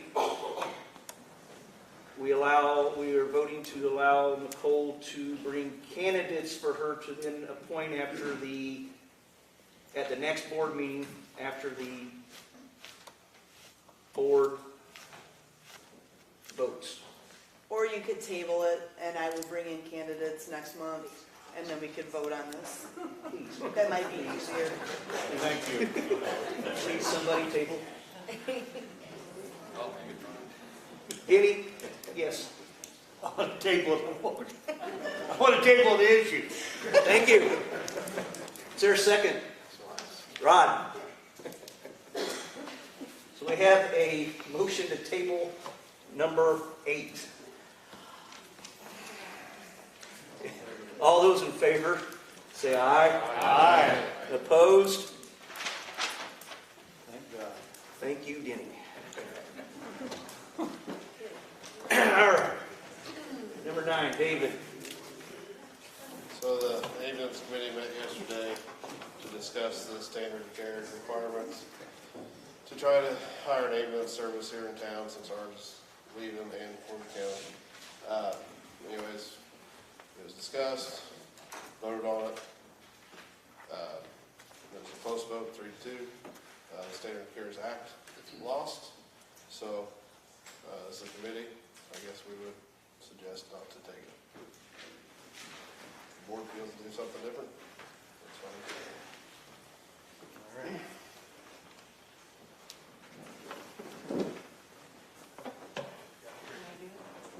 Teresa? I'd like to make a motion to accept Shelby County Emergency Medical Services, Medical Transport, Ambulance Standard of Care, and Minimum Service Requirements. I think we all received this real late this afternoon. I'll second. Motion by Teresa, seconded by Jeff. Any discussion? Yes, Bobby. So since you made a motion, you were at the committee meeting yesterday, what problem are we attempting to solve here? Is it something for the city, is it something for the county? I'm hearing both ways, but is it, what are we trying to solve? Our county ambulance is left, in which the major area obviously is the city, but the surrounding area of the city is left open. I think I'm not a population expert, but there's quite a few people that live outside the city limits. And from the discussion I've had with the mayor, if they would take on any of this whatsoever, which I don't know how they could since we levy the money for the ambulance. So taxpayers are paying the county to provide them an ambulance service. So they're not going to go outside city limits. That was made very clear. So this would cover the whole county for any mutual aid that was needed. It would cover Shelbyville and any towns involved in the county. So would this be a city council issue then? I mean, to bring it into the city, that would be their responsibility, and then they would act like the Windsor area ambulance, or if there's one in Oakland, if there's Echo in the northwestern part of the county, they would be mutual aid coming down too. So in reality, if we would do something like this, and those other companies that are functioning right now, if they couldn't make the requirements, wouldn't we basically kick them out? No, they have their own, most of the ambulance services that are operating in the county have their own levies, and they have their own territories. The tax bills that are sent out, from what I understand, no expert at this, just trying to learn, but there's areas that are taxed for this ambulance area for this ambulance service. That's all I've found out, but I know Windsor ambulance taxes themselves. That's the only one I'm super familiar with. But, yeah, they do pay for the Shelby County too. okay. You pay both. Okay, so learning more all the time. I'm just trying to learn, and I'm trying not to leave this county without an ambulance service that taxpayers are paying for. And another part of that is this hospital is here, and they need somebody to be able to do transfers. And I don't believe the volunteer ambulance department is going to be able to do transfers 24 hours a day, 7 days a week. It's hard enough, I know, to get these ambulances covered with volunteers. full-time maintenance would be great to have for the county. And that's all we're looking to do. We're just trying to make sure that this grant spending would fit all the requirements that we would like to see, and it's very common practice that we learned yesterday from other counties that do this. So that's all I'm going to say. Don? Based on Teresa's motion, what is the county's responsibility in this then?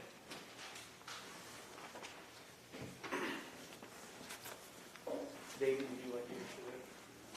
My understanding is our responsibility is to pick the most reasonable and the second, responsible, thank you, ambulance company to come in and to operate the county. Sharon? Well, sorry, Don, were you done? Well, I guess I think that, as was addressed in public body comment, this county has enough other issues on its own that I don't feel like the board needs to take on another one and try to pick an ambulance service or anything else. Sharon?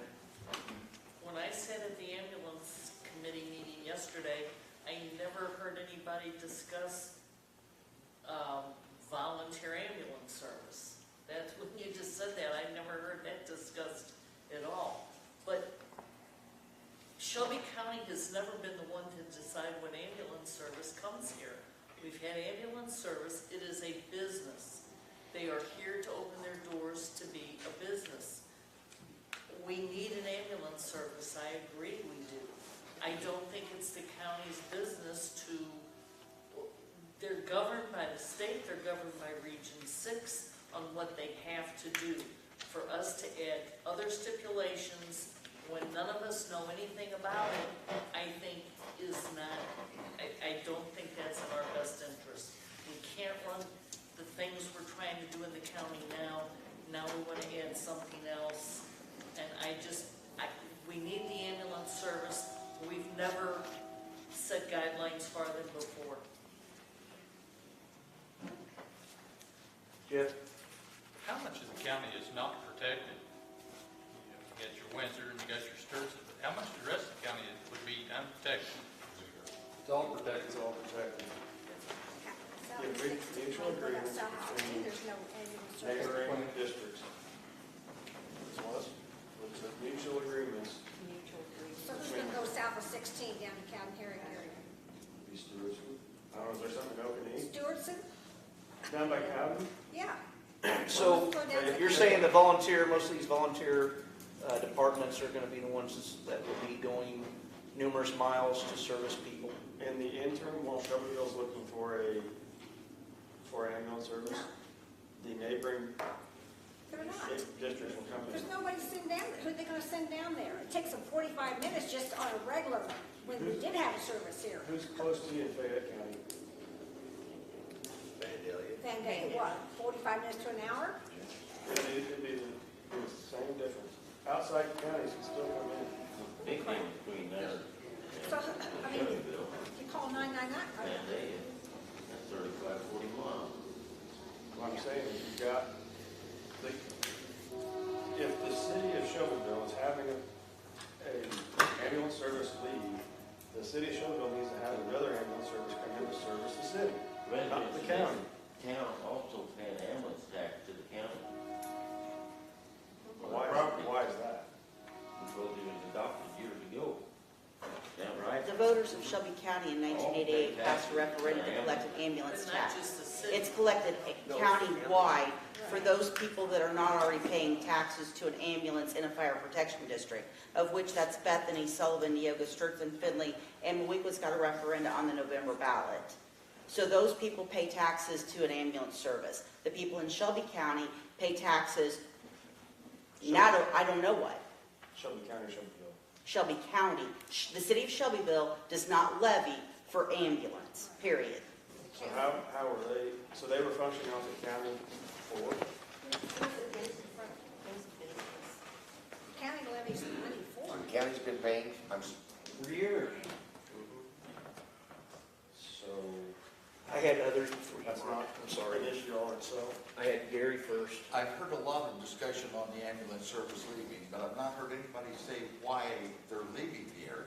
Is there not enough business? Is it, what is the reason? My understanding is that HSHS is closing down their ambulance service in the entire area, which included all of Macon County, Shelby County, and was Christian involved in that? Christian, I can't answer on, but I know those two counties are definitely for sure. It is it's a whole.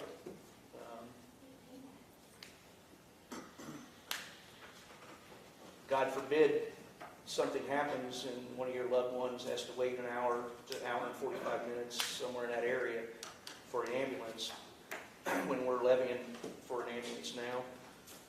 And I know the little towns around, they battle trying to keep volunteers. well, that's why we lost their ambulance We're great 5 years ago. trainers for Mitchell Jordan and all the bigger ambulance companies around. Every time we get people trained up, we lose a lot of them. Yeah. And we've had a good ambulance service in our community. We reached a low point here a while back, but we've got new ones coming on and going through training. And we cover it's Windsor and Strasburg, basically.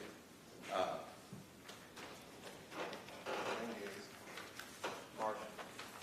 Jessica, could I ask you to explain how taxing bot works versus the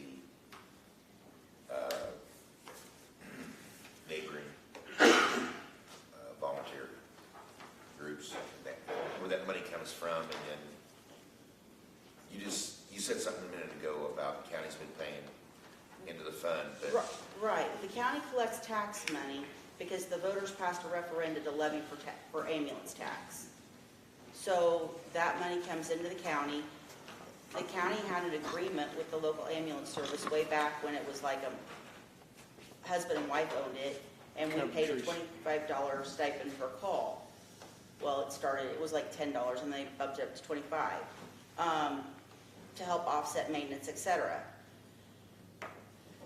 I mean, the county's still going to be levying for that ambulance. Are you going to collect enough money to sustain an ambulance service without having a referendum to raise your rate? I don't know. You're a P-TEL county. You can only go up so high. We have about 97,000 in reserves.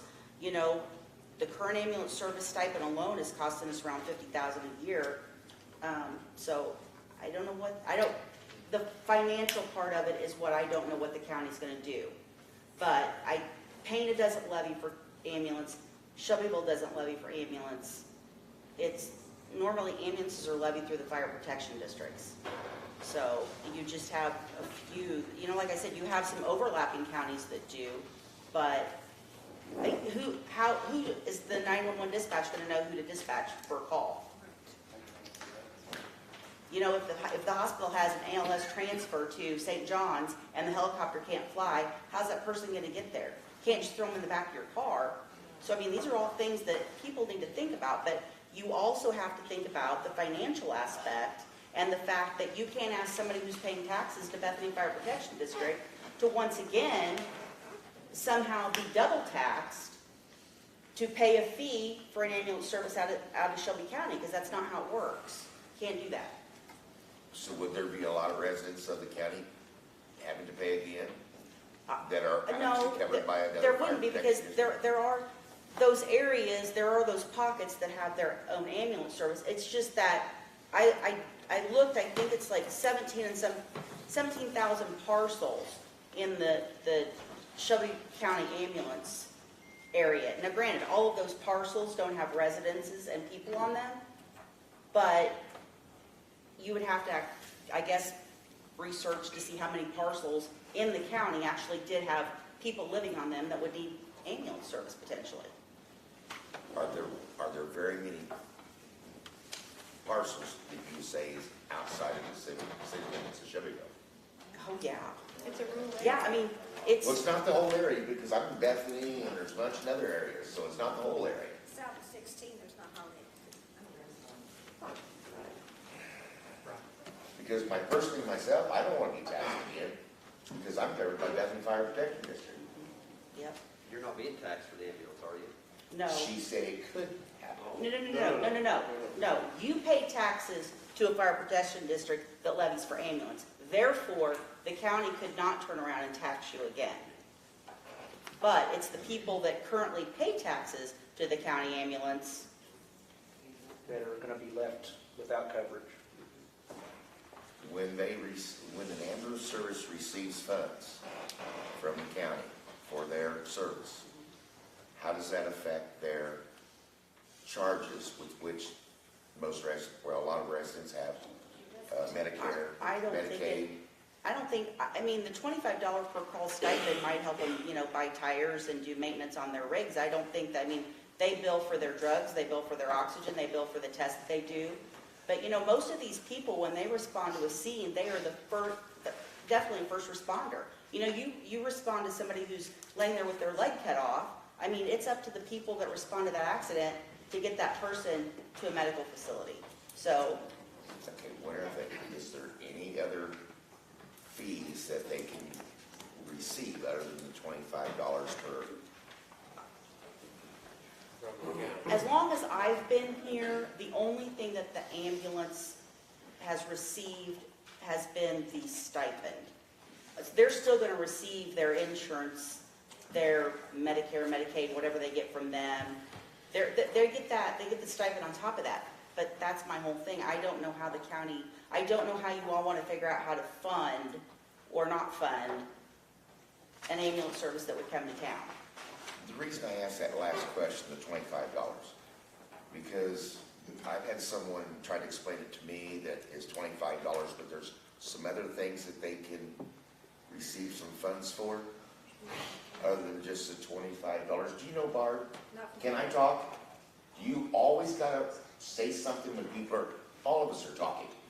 Oh, shut up. Hey, that's out of order, Barb. That's out of order. Barb, would you like to finish? To my knowledge, they only get the $25. Now, we don't, and they have to turn in a sheet, and it's not supposed to be to a doctor's appointment. It's not supposed to be like a call within the same hour for the same person. But, essentially they turn in a detailed report, and then the county approves it, and then from the levy funds, the county pays the stipend. Thank you. Teresa was before you, Gary. I just have something very personal about all this. My mother had a heart attack May 27th. The ambulance service, she lives south of town in a rural area. The ambulance that was here in town, still here in town, went to the house and transported her to the hospital. She had to then go to Springfield, St. John's. She died the next day.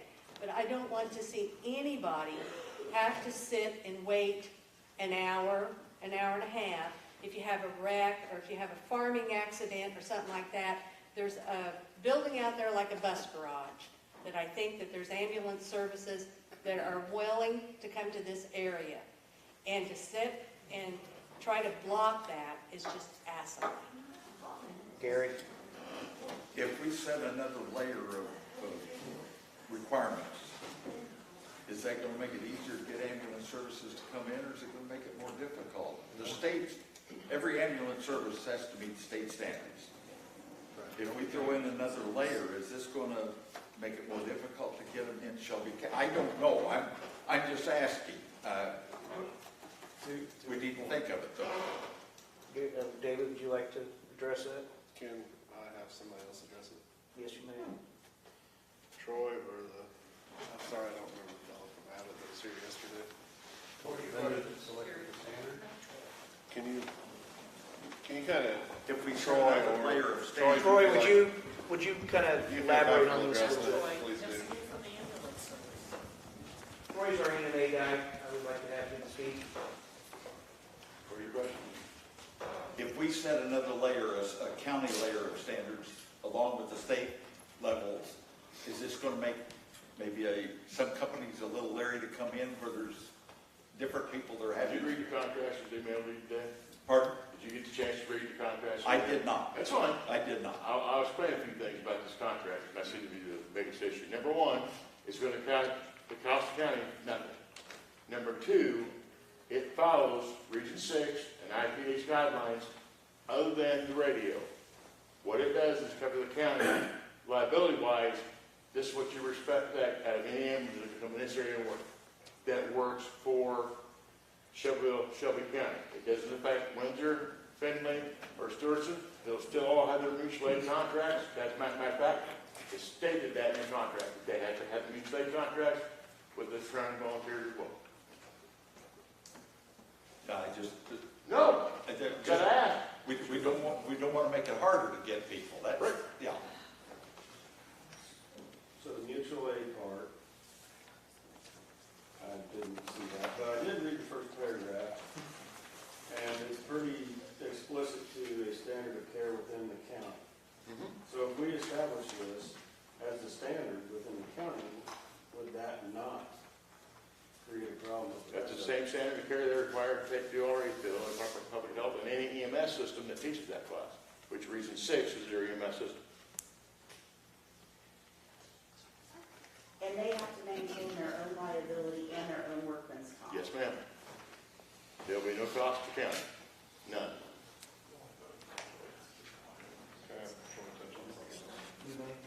Can you touch on the difference between BLS, ALS ambulances and What the county has requested, and the city is doing the same thing, they're requesting 2 ALS advanced life support ambulances. One of the statements made last night is that you bring BLS in, basic life support. There's 9-day difference between the two. One of the statements made last night was the 12-lead EKG is not mandatory. If you run an ALS in Region 6, you have a 12-lead EKG. But basic life support will get you there. ALS will do you a lot better because they can do diagnostics and do things with medical control as well. Sharon? If anybody talked to the people running Decatur Ambulance now, to Doug Welton, and if anybody interested in coming in here as an ambulance, talk to him, as he said, it's one of the biggest counties in the state, one of the least populated counties in the state, so they're not gonna get the calls they think they're gonna get to make all the money they think they're gonna get. By us adding more rules, more regulations, we're chasing people away instead of welcoming these people to want to come here and work. Right now, there's no reason, I don't think, that an ambulance service couldn't have already decided they're going to come in here and set up shop. This also, We don't pay their employees. We pay them $25 a call if they fill the paperwork out and turn it in. And my understanding is Decatur Ambulance held up and didn't do that for almost 2 years, which is now costing us over $50,000 to pay them for calls they didn't turn in. Well, now they're shutting down business, so now they want their money instead of doing it on a timely basis. But they are a business. We don't pay their employees. We should be telling them how to run their business. They're regulated by the state. They're regulated by Region 6, which is more stringent than the state. So why do we want to run a business when we can't run the county? I just kind of wonder, if we do vote this down, we're not blocking ambulances from coming. Correct. We're just saying, you have a business, just like if you want to open a gas station or you want to open anything else that provides a service. You are welcome to come to Shelbyville. We as a county are just not going to control or set guidelines, correct? I mean, is that Well, that's what they're trying to do. right? and So, tomorrow they can lock their doors and walk out. If you read your contract, it gives you protection, the county protection. But And if with you their don't- insurance and yes, ma'am. If they go out of business, they can lock their doors and walk out even if the contract's not finished. So what difference does that make if The you're? one you currently have hasn't fulfilled anything, and that's why they can do what they're doing. This thing here gives you guys, the county and the city, protection to keep them walking away. Or they have to give you notice, and you got so many days, so many, whatever to function. but the idea is if they're making money, they're not going to do that. And the as idea a of- private business, if they're making money, if we're giving them the opportunity to make money within our community, they wouldn't do that. Sure hope not. I mean, trust me, nobody wants to see an ambulance service in Shelby County more than I do. I work out at the hospital. But I don't know that it's a county issue. I think it's a business issue. So if you live 3 miles north of town, you're saying you don't want an ambulance no more? No, I'm not You're saying being that. taxed. I'm saying I would like for 5 or 6 ambulances Me too. to come into town. That was But what I I don't want said. the county necessarily to regulate what those businesses do. Take it out the ambulance part of it, a business. We don't regulate businesses within our community. Now, that being said, if we do not provide an ambulance service countywide, then maybe we have to look at adjusting the levy because we shouldn't be taxing people for something we're not providing. But it's a business. Healthcare is a business, bottom line. And living 3 miles north of town now, you're still gonna have, you know, if the ambulance is here, you're gonna have service. I mean, No, you won't sign the contract with the city. You will That's not, what you're missing out on. they're not gonna leave the city limits, that's been very clearly stated. If the city of Shelbyville does it, they will not leave the city limits. That'll be in our That has contract. been very clearly stated. But the city of Shelbyville does what?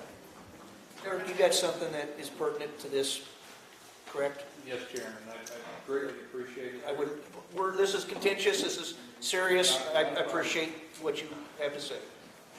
I got started in what I do because of an ambulance call.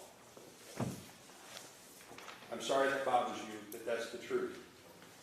Excuse me? It does not bother me a bit. I wasn't pointing to you. No, I'm sorry. ETSB, who's on your ETSB board, do you know? Or does anybody? In the ETSB statute, the issue of you're not going to have coverage is addressed, and it's addressed through the PSAP system, and it specifically says and requires agreements between different agencies shall provide primary and secondary means of dispatch, and must also provide, once an emergency unit is dispatched in response to a request through the system, such unit shall render its services to the requesting party without regard to whether the unit is operating outside its normal jurisdiction boundaries. Meaning, they can't say, I'm not going out the city. The law forbids that. They can't do that. ETSB has addressed that specifically to prevent the vacuum that could be created when people leave. They could set up shop right now and we need any input from you folks. And if they want to say, I'm only here in Shelbyville, sorry, the law says you go where you're dispatched. And that's why the law was passed in ETSB, and the state police took that over years ago as far as the overtime. So you have coverage, mandatory coverage. Thank you. Derek?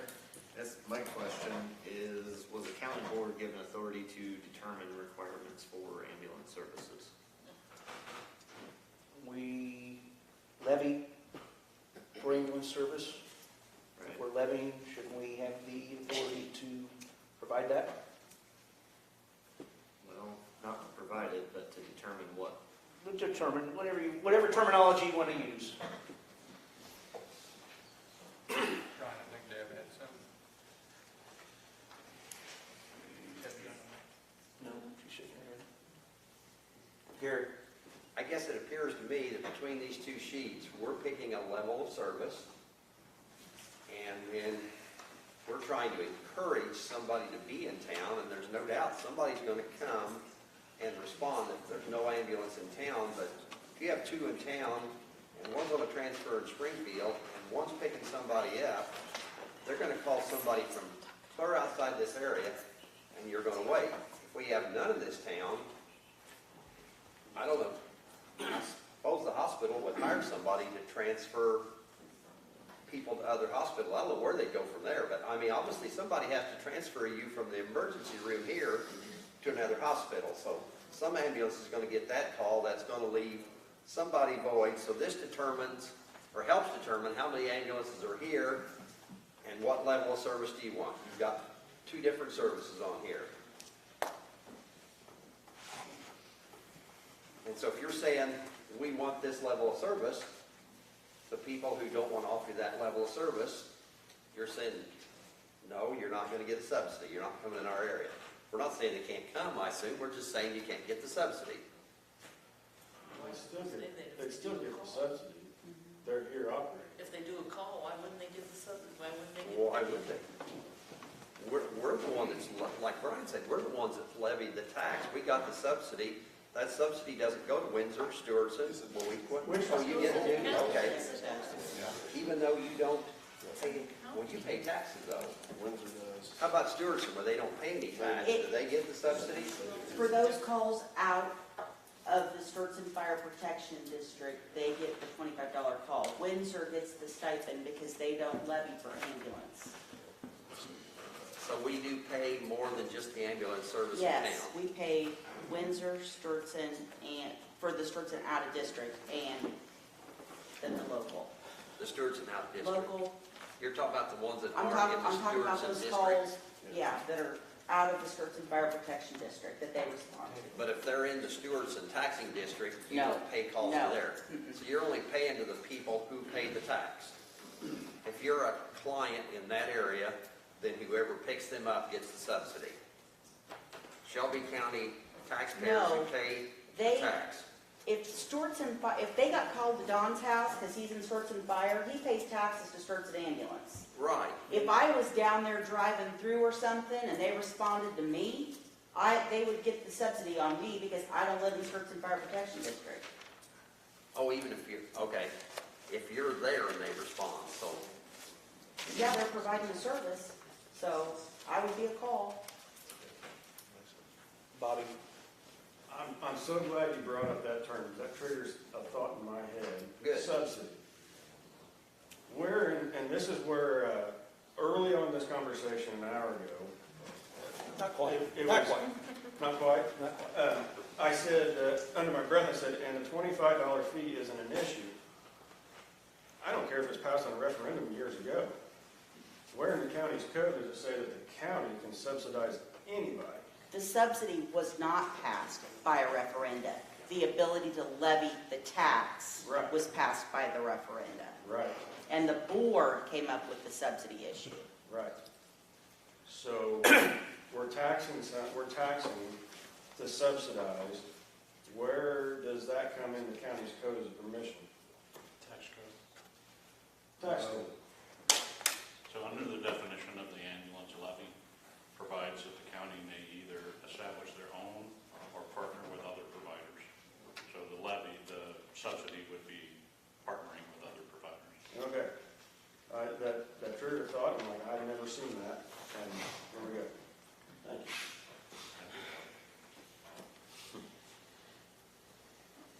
Barbara? If the county board voted to put that subsidy on there, the county board can vote to take that subsidy off, correct? Because these ambulancers, they're making their money off the insurance and all the other charges and stuff they have, so why is the county still giving them an extra $25 on a call? So as a board, we can vote to take that off, because that wasn't on referendum, correct or not? Correct, it wasn't on the record. Bruce? So having negotiated ambulance service for a few counties, ambulances make 60% of their revenue from transports for hospitals. The remaining 40% is from direct bill for emergency services. Of that 40%, over half of that is billed at the Medicare rate, which is less than 70% of their prevailing rate. So for an ambulance to exist in the county, the standards that you're talking about, they'll negotiate those. But if a new company's coming in and they don't like one of your standards, they'll negotiate. What they want is, tell me exactly what my coverage opportunity is, and let me be the first right of refusal for the hospital for the transports where they want to be. So we've seen counties that have done 1% sales taxes and still can't fund an ambulance. We've seen counties that have $500,000 worth of levied property taxes and still can't operate an ambulance service. Partnering with business is the best way to provide a level of service for the county like Shelby County. Can you elaborate on the partnering partnering with business and The statute or the how we're doing it subsidy now. that you provide, and $25 is pretty meager, but you're also a P-tail county, so you don't have a deep pocket to reach into to begin with. But largely, when counties are served by multiple entities, they're trying to identify what piece of the pie is going to be theirs. And the piece of the pie, you just have one community hospital. That's the cherry on the ice cream. That's the one they want. And when the services come in, that footprint and the negotiation with the hospital is what they're concerned about. Honest to goodness, in 3 counties where we've done this, they could care less about the standard. Because if they don't think they can meet one, they'll negotiate with you. They always do. Sharon? So now within the county, do we have volunteer ambulance services right now? Yeah. Okay, and are all those ALS, are all those services, do they have the advanced life support? So they don't all have that? Okay, and they've survived, okay.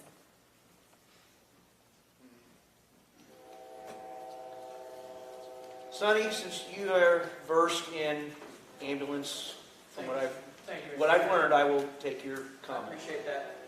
One thing I want to bring to the board's attention, the amount of money that the citizens of particular fire protection districts are being charged. So for example, for Windsor Ambulance covers Windsor Fire Protection District and Strasburg Fire Protection District. So the citizens in Strasburg and Windsor Fire Protection Districts are taxed an amount.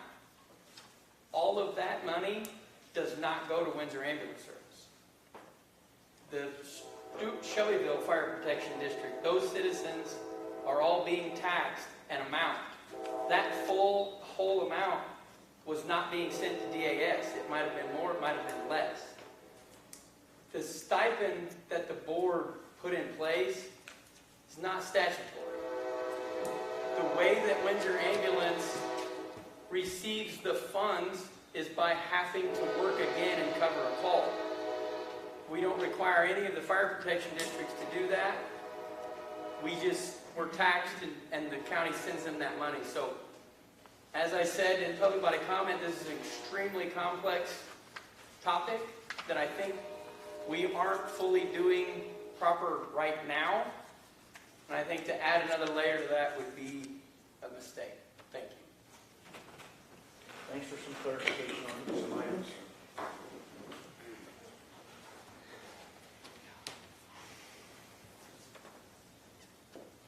Any other discussion? Bobby? So, looking at, first page, second part, ground ambulance service, the part 2, all vehicles must be manned by at least one Illinois licensed paramedic with current valid certifications in basic life support, advanced cardiac life support, pediatric, pre-hospital trauma life support, successfully tested and approved EMS system to work in this system under system protocols. Are all of those criteria required to be in an ambulance? Region 6, yes.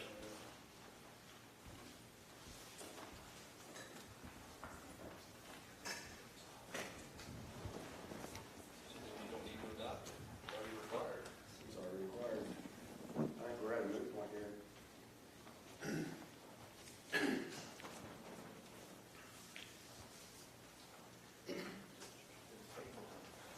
Any other discussion?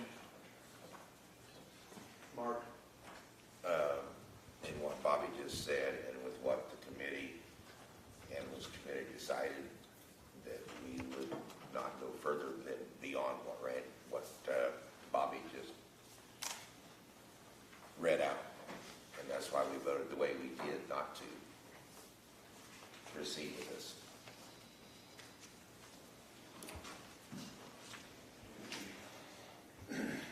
Any other discussion?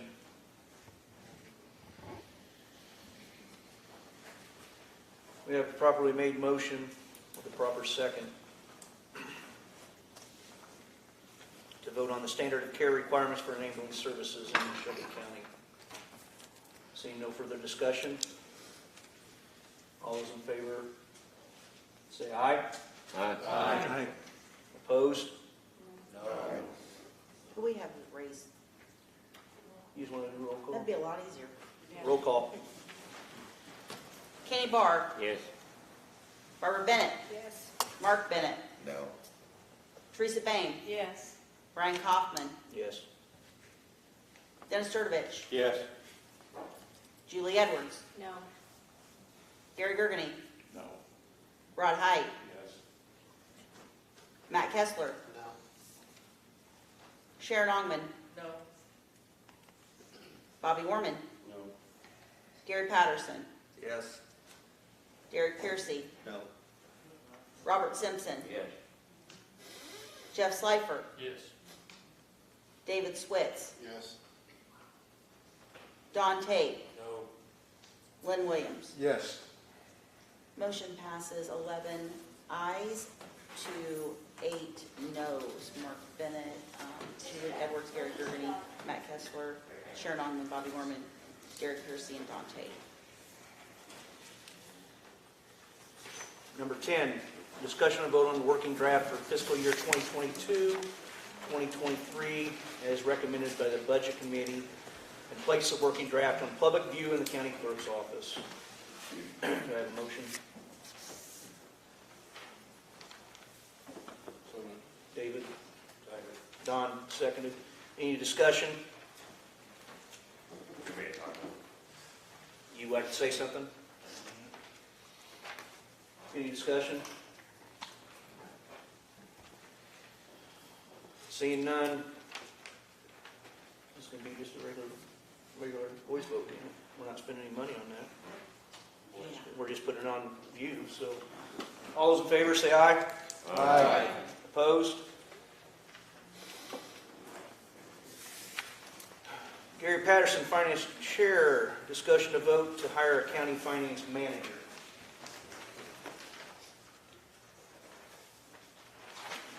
You want to make some comments? Sure. Go right ahead. Sure. So, arose by any other name. Let's start there. So, we've talked about, in Shelby County, you have a long list of issues. The list got longer tonight. If we look at the departments, the county clerk has a responsibility for preparing the agenda for this meeting and preparing the minutes. No other obligation to the board. The treasurer has an obligation to provide a financial report monthly. No other obligation to the board. State's attorney, your civil attorney. No other obligation to the board. Most of you are something else. You're administrators, you're farmers, you're teachers, you're something else. So to believe that a member of the board, and you may have somebody, but to believe that a member of the board has the ability to devote the time to approach your long laundry list of issues destines you to stay exactly where you are now, where every meeting doesn't resolve an issue, it adds issues. And I don't mean to be critical, but I want to hold a mirror up that right now you've talked about several issues, and at the end of it, it wasn't clear to me of who was responsible to take the next step to clarify whatever that issue was.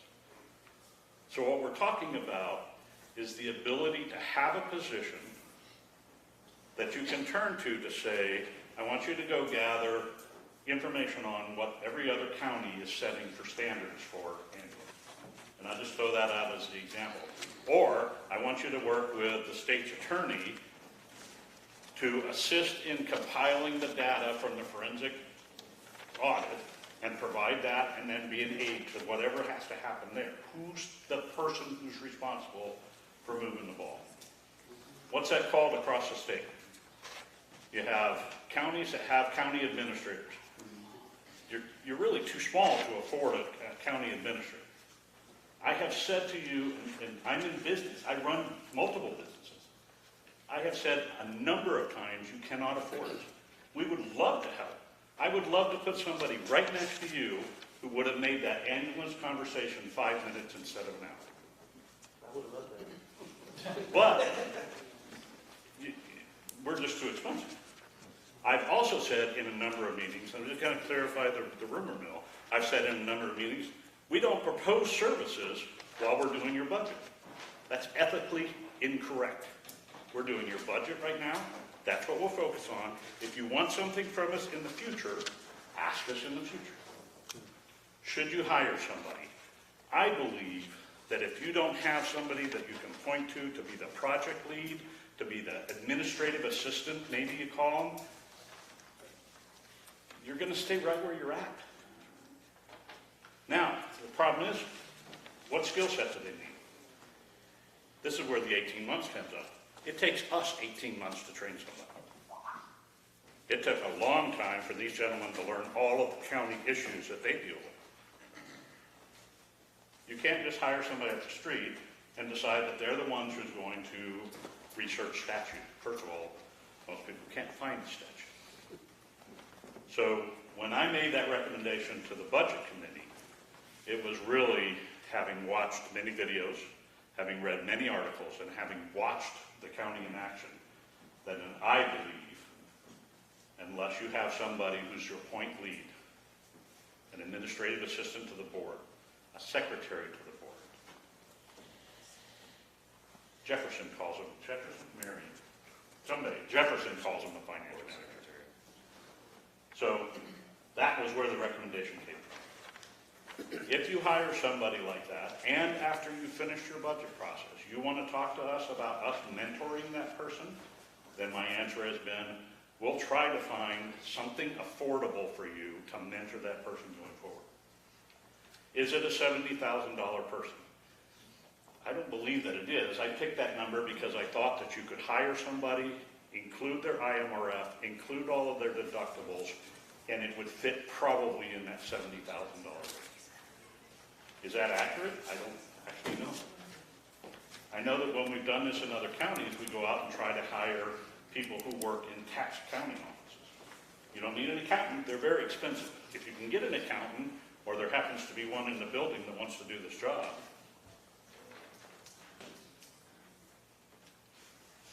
inside information. If there's an accountant who wants to do this job, then all the better.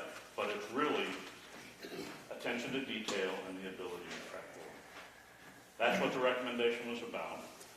I don't know that you need to vote on it, but you need to surface it because it is the uncomfortable truth that the way you are now will not solve the problems that you have. Bruce, so how many, did you finish? I'm sorry. Yeah, go right ahead. So how many counties do you see use this kind of like the size of Shelby County? Yeah, so Marion, Jefferson, Hyad, I'm trying to think of those that are kind of within your population range. Macon kind of uses an Uber secretary, and their auditor plays a big role there. But it's largely the secretary that kind of tracks projects. This person is essentially a liaison between the board and all the departments of the county, helping Or advance the ball. Liaison, project leader. How do they have? How do they have any authority? How can they actually advance anything? They do not. They do not. And quite frankly, in every county that we work in, we don't hold any authority. Our ability is to collect information and present it to those people who make decisions. That's our role. We happen to have a deep background in statute and other counties' behaviors. That's what this person would develop. They would gather information and present. For example, if the board says to this person, we want you to go get information from the sheriff's office or from this office, and they go in and they can't get that information, it's based upon the skill of that individual to get that information and the cooperation with the... It is absolutely about the ability to work well with others, and it's about the ability to navigate in small county environments. There are protective fiefdoms in every county, You have to learn how to navigate that. And that's what I'm saying is, so let's say you vest this person with the authority to go get this information. These 3 years, the missing 3 years that nobody seems to be able to find, this person tries to go and get that information. And they run into... I think that's a singularly unique event where you've got some potential long-range arbitration or litigation issues. I don't know that I would throw somebody as an administrator into that, but if you wanted to say, for the timekeeping policy, I want you to find me 5 examples of other counties on timekeeping policies and compare it to ours and bring it to the board. And then I want you to visit every department and sample their timekeeping skills and then report it to the board. Those kinds of things are very clear activities. I don't know that I would throw, you could throw one of my guys in there because they're fire tested. So if you want us to go dig into you don't, we're expensive. I'm just curious because I don't know if you've seen other counties, for lack of a better term, like deputize or give them some sort of law enforcement or something that allows them to. I think the less effective model is when that individual tries to wear the stripes of the board. The least effective model is when they come in and put their hands on their hip and do the Peter Pan pose and say, you will because I say so, is the end of the conversation. No elected officials are going to tolerate that. What you're looking for is an aide de camp. If you're, for you military guys, it's the person that you turn to. He can accept your question. I can't accept your question. I'm happy to speak afterwards. Ma'am? The counties that don't have this position, how do they resolve? Isn't it kind of like a committee? 83 of 102 of them hire us on a regular basis to do issue resolution. So that's the first thing I'll tell you. The second thing is they tend to, and Jessica's going to shudder when I say this, they tend to dump onto the county clerk until the clerks implode. So, and again, it's statutorily not Jessica's job. Her job is to prepare the agenda and make sure the minutes are taken. After that, she's an elected official, and we appreciate it. But, go ahead. It's some of this, could it be function at the committee level? Like gathering the information, the committee members going to those department heads or those elected officials, asking those questions, asking for that information, discussing it in committee, presenting it to the board that way? I mean, ideally, isn't that how the committee is supposed to function? I think the operative word there is ideally. So it's a large time commitment. I'll tell you that I put my people in the top 5% on knowledge on county operations, and that took a long time to get there. Most board members don't have that kind of background, and I've heard you volunteer for a couple of things, or don't have that kind of bandwidth to take on additional roles. Sure. One of the things in our audits we get every year, one of the things we get slammed on every year is lack of internal control. Would this be a situation where that would maybe put us in a better light? Sure. Management controls are, you're not the first circus in town. So there are management control examples in counties all over the state. So management control on timekeeping, management control on equipment, safeguarding, management control on vehicle use. I mean, there's examples of it all over. It's a matter of how do you compile examples that are relevant and present the information to the board. Who's responsible for doing that? That's why I think we get slammed every time on our audit for lack of internal I control. would bet you get slammed for management control. I would absolutely believe I think it's one of the first things they list on every audit I've seen. Yeah, and I do apologize for being so abrupt, but I think you need a mirror. I got Sharon first. Oh, well, I was just going to go on with my presentation. Oh, well, Sharon had a question. Okay. Well, I've got 2 questions, and Gary, maybe that's what you're going to say. do you have a list of qualifications of what you're looking for when you look for this person? And then I'll go back to something I asked more than once in the past. Maybe we need to take some money, some training for our department heads to teach them how to do their job.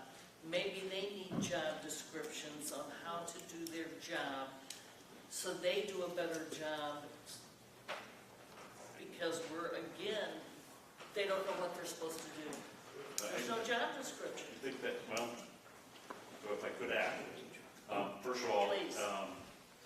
We volunteer at no cost to provide a job description, because I believe that the 9 components of an internal audit, not the elected auditor, but the internal, they describe 9 components for that role that translate very well to this. So I believe a job description could be based off of those roles. Secondly, they do have detailed job descriptions, elected officials. They have But the detailed. department heads within departments, they're not elected. So a non-elected department head works for the board. So if you have a board policy on how their department should run, then that is their job description. If you don't have a job description for the EMA, and then the EMA should have a job description and several other roles like that, then again, they're out there. Like Carter's got liver pills. I mean, they're all out. I think what you're driving at is not so much their statutory requirements as so much as what county policy is.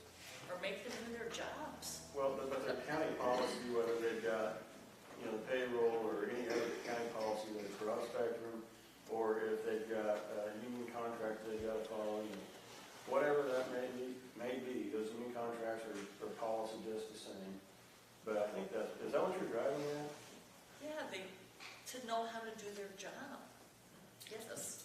So I think that the policies get back to the management control. Yes. All policy has a checklist. So doing timekeeping right should be audited periodically by somebody to see if you're doing timekeeping right. And Bobby, I hate to say this because we are their bosses, as he says. I don't think any of us know what their jobs are. And that's a problem. Jerry, I'm sorry. No. You said 90% of what's needed to be said, And I'm not going to send you a on top bill. of that, if you look at the audits that we've had, number one, whether it be John Vandenberg or our auditor that we pay or anybody else involved, it's always our attention to detail. When was the last time we got an audit to us on time? What has the cost of our audits done in the last 3 years? We're paying for this person to cooperate and move us forward to all these professionals. Like he said, we can't afford him, but we're paying all these people to do a job, and the last time John was here, did he not say we need to do periodic checks on things around the county? So we can either hire somebody by the hour, which he said we can't afford him, or we can hire somebody to be in-house that's doing that every day. I don't know how many of us are going to be up here 4 days a week, for a half a day even, but somebody's got to commit some time, and that means we got to have this person. They do it every day. They build a relationship with all these department managers. They take their direction from us. They move us forward. Our list of now 32 items is going to drop down, and they would have told us a long time ago we need that labor attorney. They would have probably taken our GATA person job last year instead of our state's attorney taking GATA. They would take the FOIA that the departments don't want to handle. Look at all the jobs that we have farmed out to somebody that's already overloaded that this person can do, and then we get ourselves in a corner and we pay somebody the going rate to come in here and just tell us what our problem was and maybe tell us what we got to do, and then we don't move forward.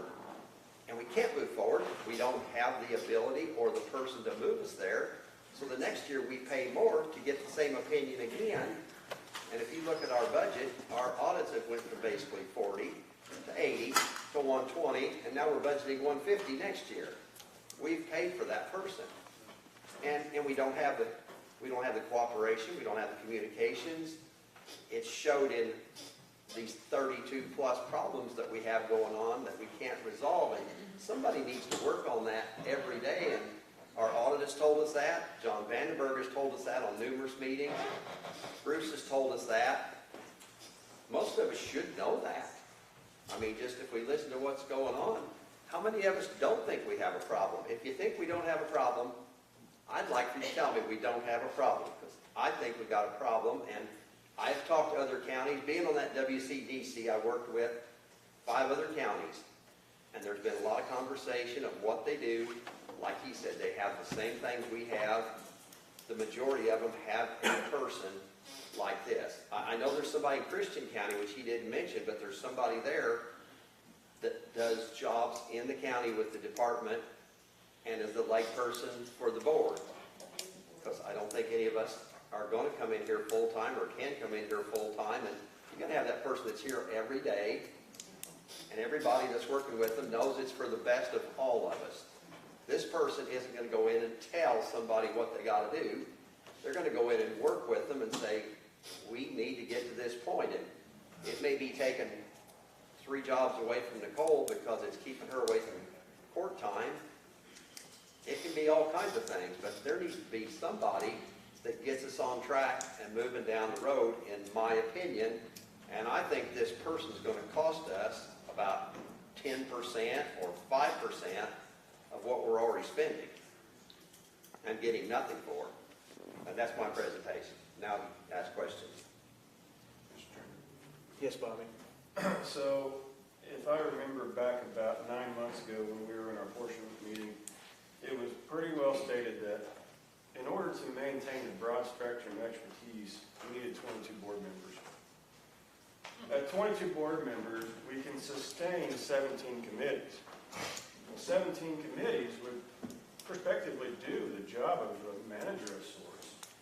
But I want to bring that point up because I also brought up that when we were in that conversation, that as I stepped out of the chairmanship, I made the comment that the chair is a 3-day-a-week here in the courthouse job. Now, it would take a complete reorganization of the board to do it. However, it is an elected person. They would be direct contact, or the direct between the board and all the department heads as far as what's expected, what policy is.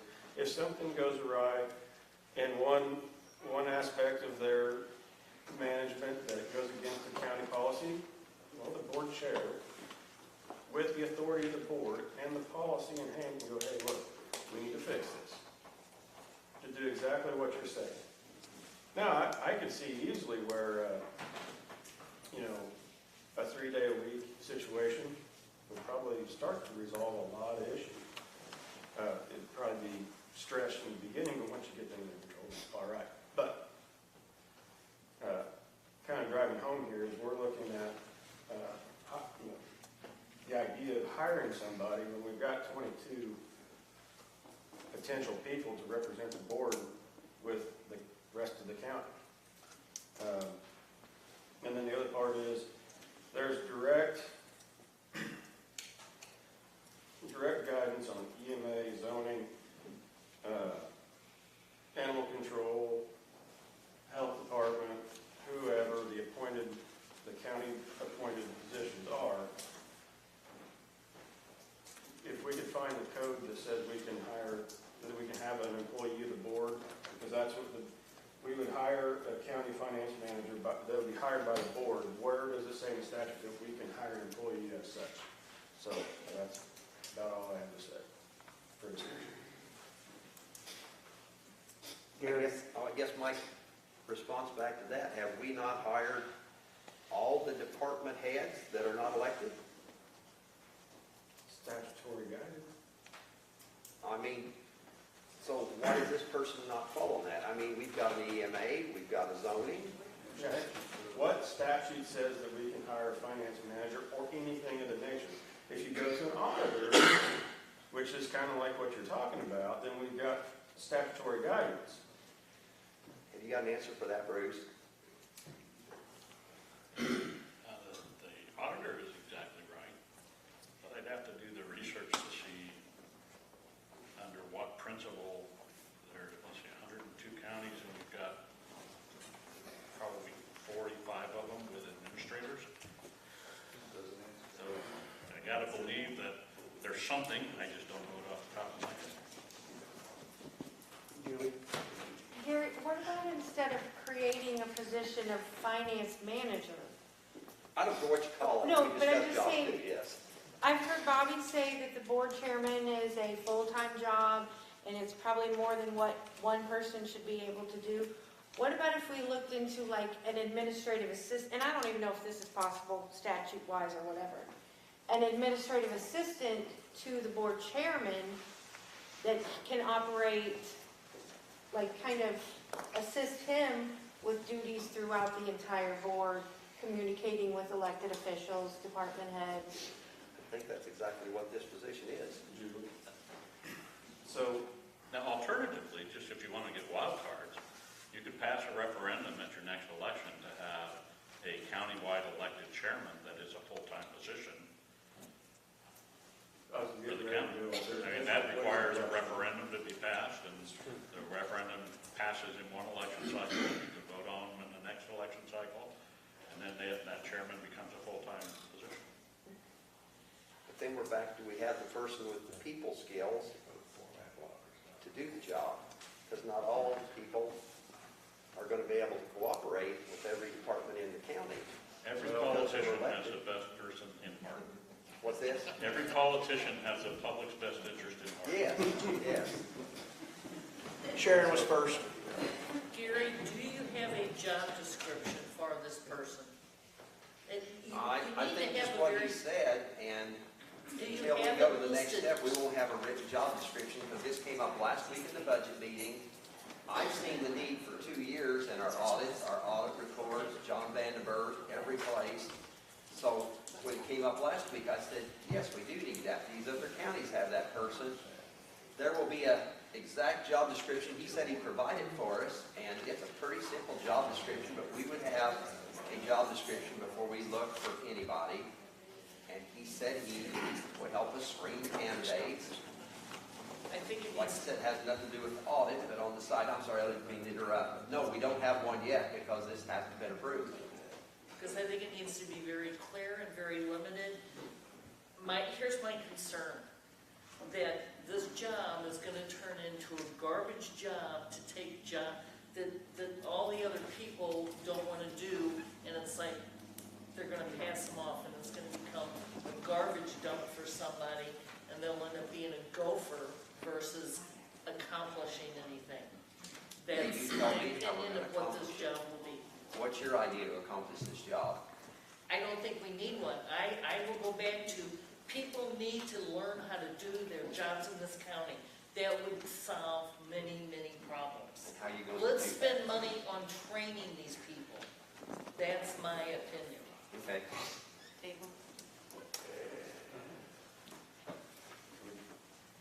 Anybody? David, you had something? Can you just maybe touch on why this kind of came up from the state's attorney's budget and the, Why it came up with me?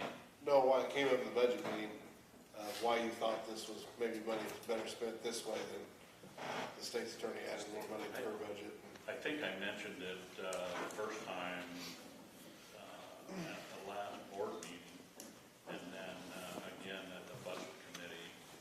And even as we look at the individual department budgets, there are a lot of factors in the budgets that we had to push back on the numbers. And when we asked for more information, then we were asking questions that weren't previously asked. So that comes out of the successive cycles of budget. They'll get better and better at answering those questions. We'll train them how to do that. But in the short run, it just became apparent. I've only been to 2 of your meetings, but I've watched dozens. And you floundered, I'm sorry. Specifically to the meeting, it was during the discussion of the state's attorney's labor request. The labor demand on the state's attorney was taking a lot of time away from her. She looked to make an additional request, but the duties of that person didn't necessarily align with the state's attorney's office. It more aligned with a board administrator.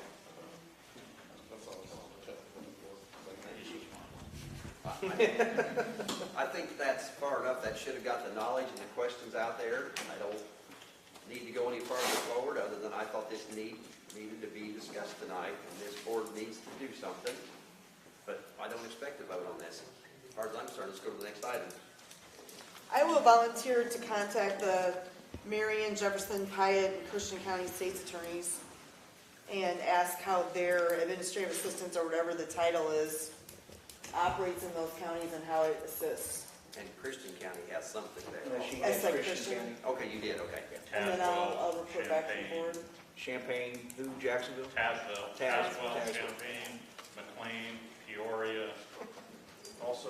I don't know if I'll call all of those, but. Well, there's almost half of them have it. While you're at it, ask of their board structure, whether are they voted abroad or by district, because that could make a difference on how their hierarchy works.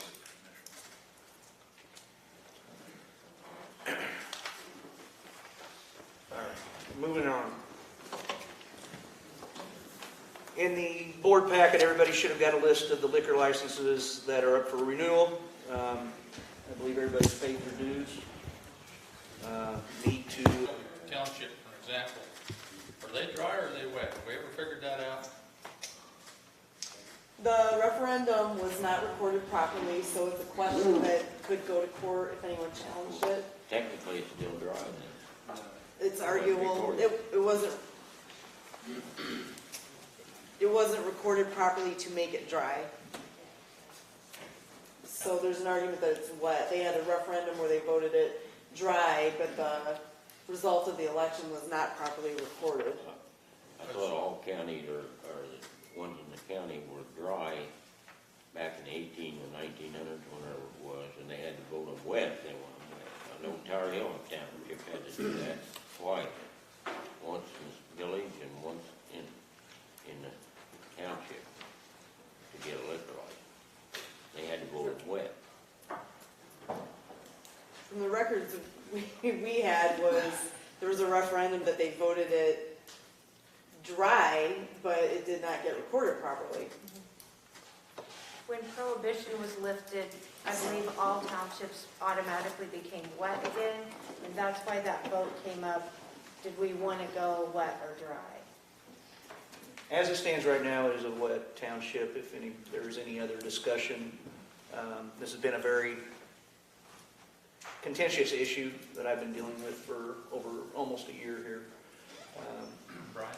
Yes. I was looking for last year's minutes on the liquor committee meeting, and I didn't find any.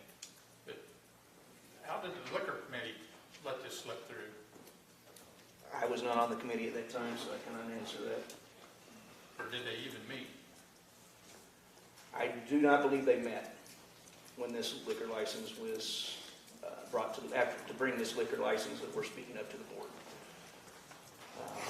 Like I said, it's been a lot of work, a lot of phone calls. I know one of the state liquor commissioners has been in Jessica's office within the last month, digging into this. Board. The gaming They've all been board. there. Yeah, I'm not sure where we're at with that.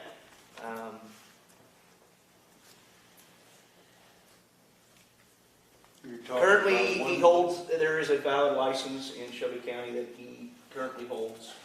It is up for renewal.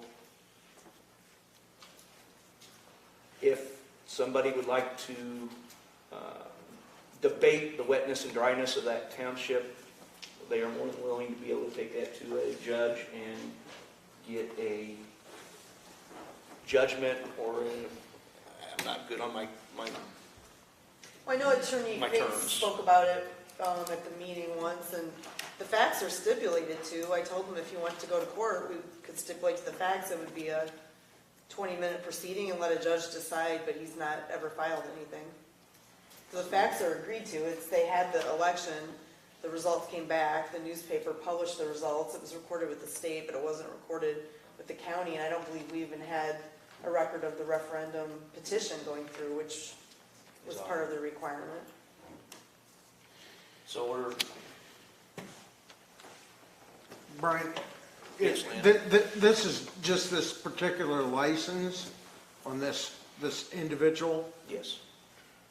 but no other liquor license within the, All the others are invalid, known wet townships with no challenges whether it is a wet or dry. okay. This is considered a wet township this time. Who says? That's what we've been told. By who? Well, when the Department of Alcohol was here, they did not immediately strip the license away from them simply saying it was a dry township. Like I said, I've been dealing with this for almost a year. I think it's tied up in litigation then, isn't it? As of right now, there is no litigation on this. Nobody's filed anything. No, it is considered a wet township. It has a valid liquor license that is registered with the state of Illinois and with Shelby County. So if anybody else in Shelby Township wanted to open a liquor establishment, they could. Yeah, I mean, I sit on the so at this Shelbyville present Township board, and that's exactly right. Okay. What did you say?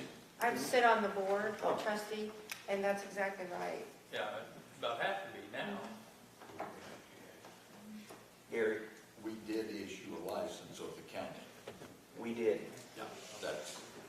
We did. Whether it was the right thing to do or not. We did. We did. Yeah.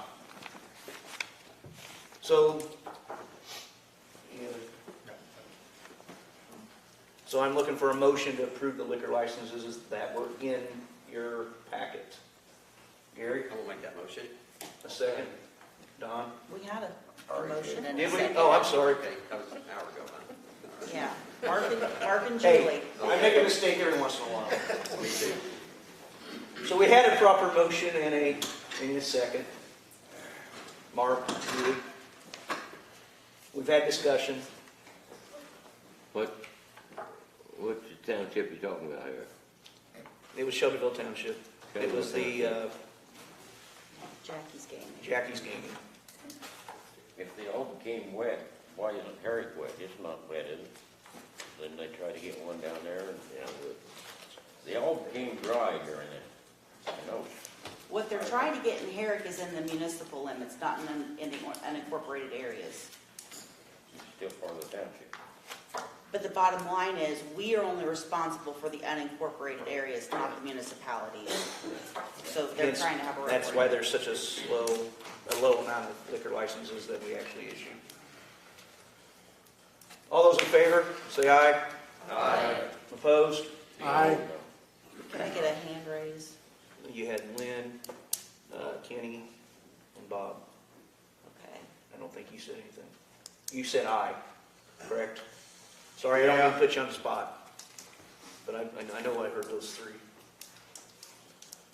All right. Jessica.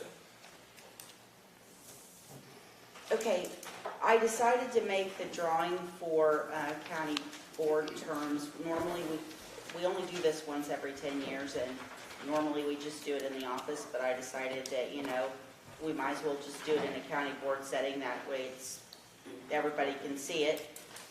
Essentially, the way that we do it, we have 11 districts, 2 members per district. We follow the State Board of Elections guidelines for lotteries by going with the letter of the last name. There are some seats that have more than one person running, but the bottom line is we'll draw for terms of either of 4, 4, and 2 or 2, 4, and 4. And it will go by the letter of the last name. So in District 2, where there's 4 people, District District 2, District 4, District 5, District 8, and District 11,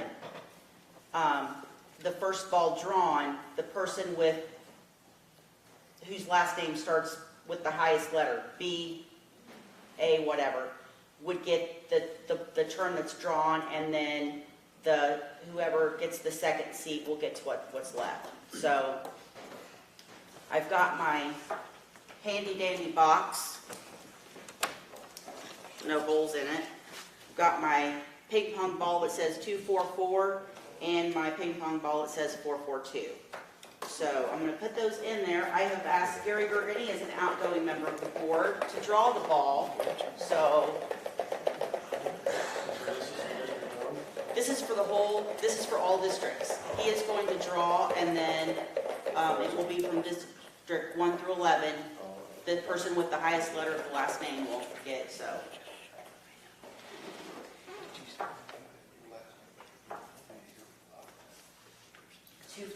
Okay, so let me walk over here to my handy dandy list. In District 1, Tim Brown would have a term of 244. Lori Nelson would have a 442. In District 2, whether it be Mark Bennett, Chris Bain, Clay Hardy, or Rodney Stanfield, one of the B's will have the 244. The H or the S will have the 442. Teresa will have a term of 2 years, 4 years, 4 years. Well, that seat, whoever's in that seat. So that's how we track it. So moving forward, so you may get off the board in 2 years, but the person running for your seat will have a 4-year term. Okay. So that's how that works. I've got a list here. I sent this out to all the board. So if any of you, have any questions or anything, give me a holler. But we've just found this is the easiest way to track this, especially when you're tracking it for a 10-year period, and Could you just mark that list and just send it out to us? Well, I mean, we don't know yet who's going to win these. You won't know after the election, will you? Yeah, we're not going to know until after the election. But, well, we're going to know that in District 7, whoever's in, Bobby has the seat now that would be 244. If you decide to leave the board in 2 years, your person would run for a 4-year term. So, Sonny will be seated for a 4-year term. And then if he would get off the board in 4 years, the person would be 4-year, 2-year. So we have to do the 10 years in one drawing, so.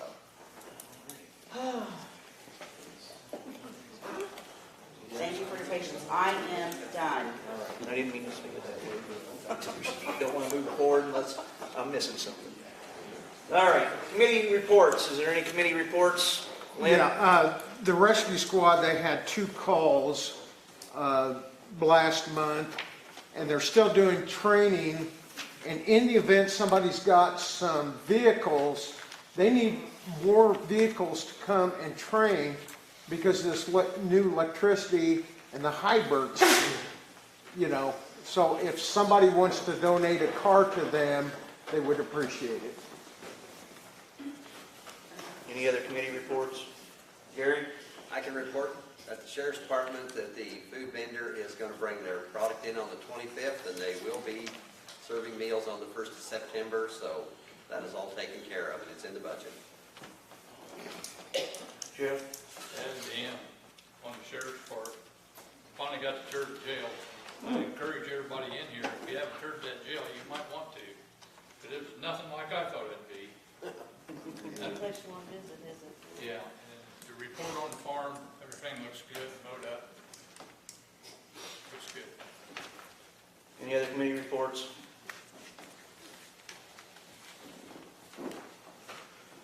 I'm not sure how this falls under updates, but end of July, I did attend the UCCI conference up in Galena. Met a lot of great board members from other counties. One of the takeaways that I would like to say is, through conversations with them, all counties have issues. It's not just Shelby County. So don't beat ourselves up so bad. I mean, yes, we have issues, but so does every county. Ours are just played out a little bit more than other counties. One other thing I'd like to say is, in the last 24 hours roughly, 36 maybe. I've received numerous phone calls from Farm Bureau, Madison Bruns from the Farm Bureau here in the county. Jeff's called me a couple times. A couple other individuals called me that there is a company going around door to door in the southern half of the county trying to get contracts for wind farms signed. There is still a moratorium on wind farms in effect in Shelby County. If a landowner so sees a need to sign a contract with them, I would highly recommend they get legal advice before they sign any contracts. I've been told that these contracts are getting people to try to sign. They have removed the Ag Mitigation Act out of that contract, which is a very important issue in these agreements. It tells how it should be decommissioned and make sure tile and everything is taken care of when it's built. The Farm Bureau has numerous resources available if you would like to contact Madison Bruns at the Shelby County Farm Bureau if you have any questions. And please let people know in the county that I would not, that the moratorium is still in effect. And as far as I know, it won't be lifted anytime soon. Brian, can I add? Yes, you may, Jeff. I asked him where this juice was going to run. It's supposed to be the Neoga peak power plant, so to speak. Asked him what the route of their lines was going to be. It's all going to be underground. But he informed me it was going to be on township right away. I said, have you talked to any of the townships yet? Not a one. So you guys that's involved the townships, be prepared. I mean, heads up. Are you sure this was wind and not grain belt? This is wind. Greenbelt got my letter today. Yes. And there is a planned power line that is being planned to go through parts of Shelby County here, close to Shelbyville. I think on the north side. Am I correct? If I looked at that map right? Oh, The that's wind Prairie, belt? that's Prairie Power. Prairie Power? Yeah. Is that the one you just sent me That's recently? still like going to the substation, yeah. Is that the one you just sent me recently, or was that a different one? And then grain belt's doing I- something with the ICC, I think. Yeah. So there's lots of activity and possible power situations in Shelby County to be aware of. I'm going to get off my soapbox and move to chairman appointments now. I have one, Ted Warren, Board of Appeals for a 5-year term. Bob makes a motion. Danny seconds. Any discussion?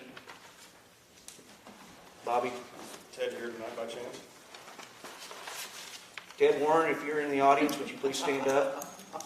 I've never heard of him, I'm just curious who they were. Doesn't look like it, Bob.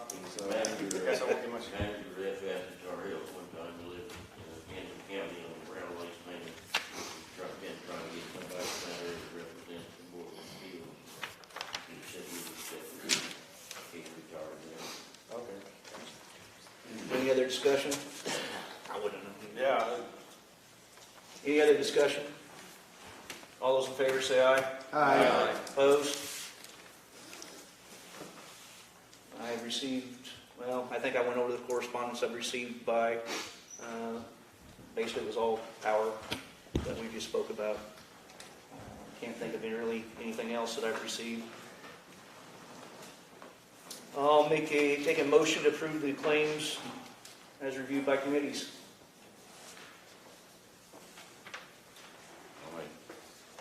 Bob, second. Kenny, any discussion?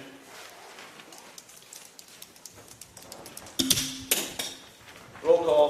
Got it right that time, Steve. Kenny Barr. Yes. Barbara Bennett. Yes. Mark Bennett. yes. Teresa Bain. Yes. Brian Kaufman. Yes. Dennis Jurgovich. Yes. Julie Edwards. Yes. Gary Gerke. Yes. Rod Height. Yes. Matt Kessler. Yes. Sharon Ogman. Yes. Bobby Warman. Yes. Gary Patterson. Yes. Derek Piercy. Yes. Robert Simpson. Jess Lifer. Yes. David Switz. Yep. Don Tate. Lynn Williams. Yes. Motion passes unanimously. Take it. Yes. Before we adjourn, I'd like to make a request.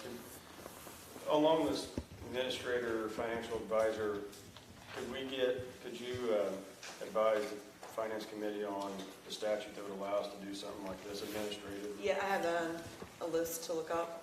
All right, good, thanks.